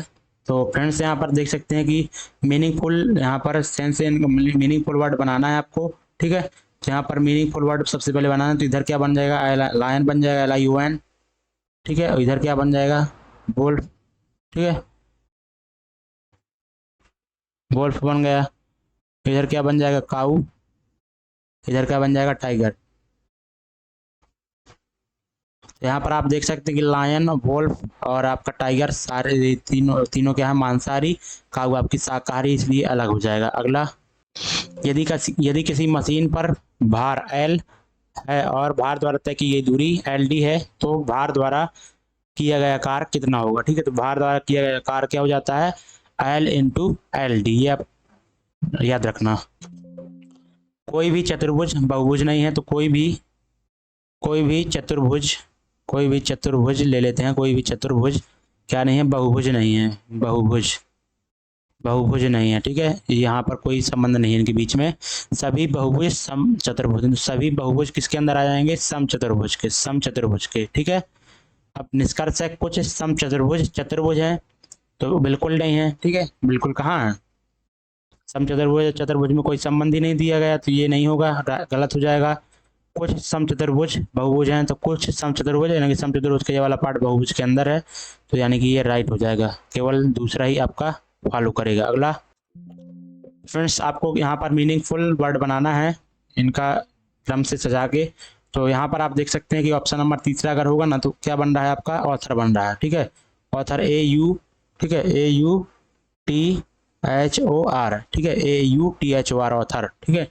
अगला क्वेश्चन, अन्य कंप्यूटर को नुकसान पहुंचाने के लिए बनाए गए सॉफ्टवेयर प्रोग्राम क्या कहलाते हैं, मॉलवेयर कहलाते हैं, ठीक है, मेलवेयर। अगला, एक गोलार्ध, ठीक है, एक गोलार्ध का गोलाई वाला क्षेत्रफल कितना होगा, जिसकी त्रिज्या ये है, ठीक है। तो गोलाई वाला क्षेत्रफल यानी कि आपसे क्या पूछा जा रहा है, कौन सा, उसका वक्र, ठीक है, वक्र पृष्ठीय क्षेत्रफल आपसे पूछा जा रहा है, किसका, अर्धगोले का। तो अर्धगोले का वक्र पृष्ठीय क्षेत्रफल क्या होता है, πr² 2πr² होता है, ठीक है। अगर संपूर्ण अर्धगोले का संपूर्ण पूछता तो 3πr² हो जाता है, अगर वक्र पृष्ठीय क्षेत्रफल केवल पूछा है तो 2πr² हो जाएगा, ठीक है। तो यहाँ से जब 2 × अगर त्रिज्या 7 है ना, तो πr² का मान क्या हो जाता है, 154, ठीक है। यहाँ से जब इसका दोगुना करेंगे तो 308 आपका राइट आंसर हो जाएगा। अगला क्वेश्चन देखो, बोला जा रहा है कि पानी की निश्चित मात्रा का आयतन 0 डिग्री सेल्सियस से 4 डिग्री सेल्सियस के बीच डैश है, ठीक है। तो इसका राइट आंसर तो कम होता है, लेकिन कैसे होता है वो समझिए, ठीक है। तो आप सभी लोग जानते होंगे कि 4 डिग्री सेल्सियस पर दोस्तों पानी का जो डेंसिटी होता है क्या होता है, अधिकतम होता है, ठीक है, अधिकतम होता है, यानी कि मास अपॉन वॉल्यूम अधिकतम होता है। तो मास तो दोस्तों यहाँ पर क्या रहेगा, सेम ही रहेगा, ठीक है, हमेशा सेम ही रहेगा, चेंजेस किस में आएंगे, वैल्यू में, आयतन में आएंगे, ठीक है। तो अगर यहाँ पर 4 डिग्री सेल्सियस पर आपके फ्रेंड्स जो डेंसिटी क्या होती है, अधिकतम होती है, यानी कि जो आपका वॉल्यूम क्या होगा, सबसे न्यूनतम होगा 4 डिग्री सेल्सियस पर, ठीक है। तो 4 डिग्री सेल्सियस पर जो आयतन होगा सबसे न्यूनतम होगा, ठीक है। तो यहाँ पर क्या बोल रहा है कि 0 डिग्री से 4 डिग्री सेल्सियस की तरफ अगर जाएंगे हम, तो आयतन में क्या अंतर आएगा, तो यहाँ पर क्या हो जाएगा, कम हो जाएगा आयतन, ठीक है। क्योंकि अगर 4 डिग्री सेल्सियस से अगर आप नीचे की तरफ जा रहे हैं ना, तो आयतन में वृद्धि होगी, लेकिन अगर 0 डिग्री से 4 डिग्री सेल्सियस की तरफ जाएंगे तो आयतन में क्या होगी, कमी आएगी।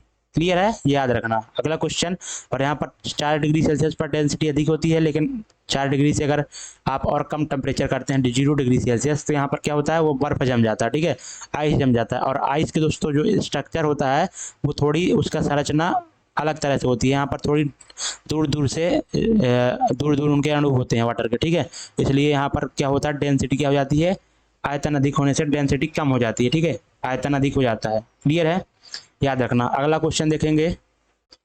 इस क्वेश्चन में फ्रेंड्स कुछ नहीं है, आपको केवल सॉल्व कर देना आसानी से। एक्स का मान यहाँ पर x एक्स का मान इधर रख देना, ठीक है। सबसे पहले इधर एक्स का मान निकालेंगे, फिर एक्स का मान इधर रखेंगे, तो आपका आंसर क्या आ जाने वाला है, दूसरा ऑप्शन, ठीक है।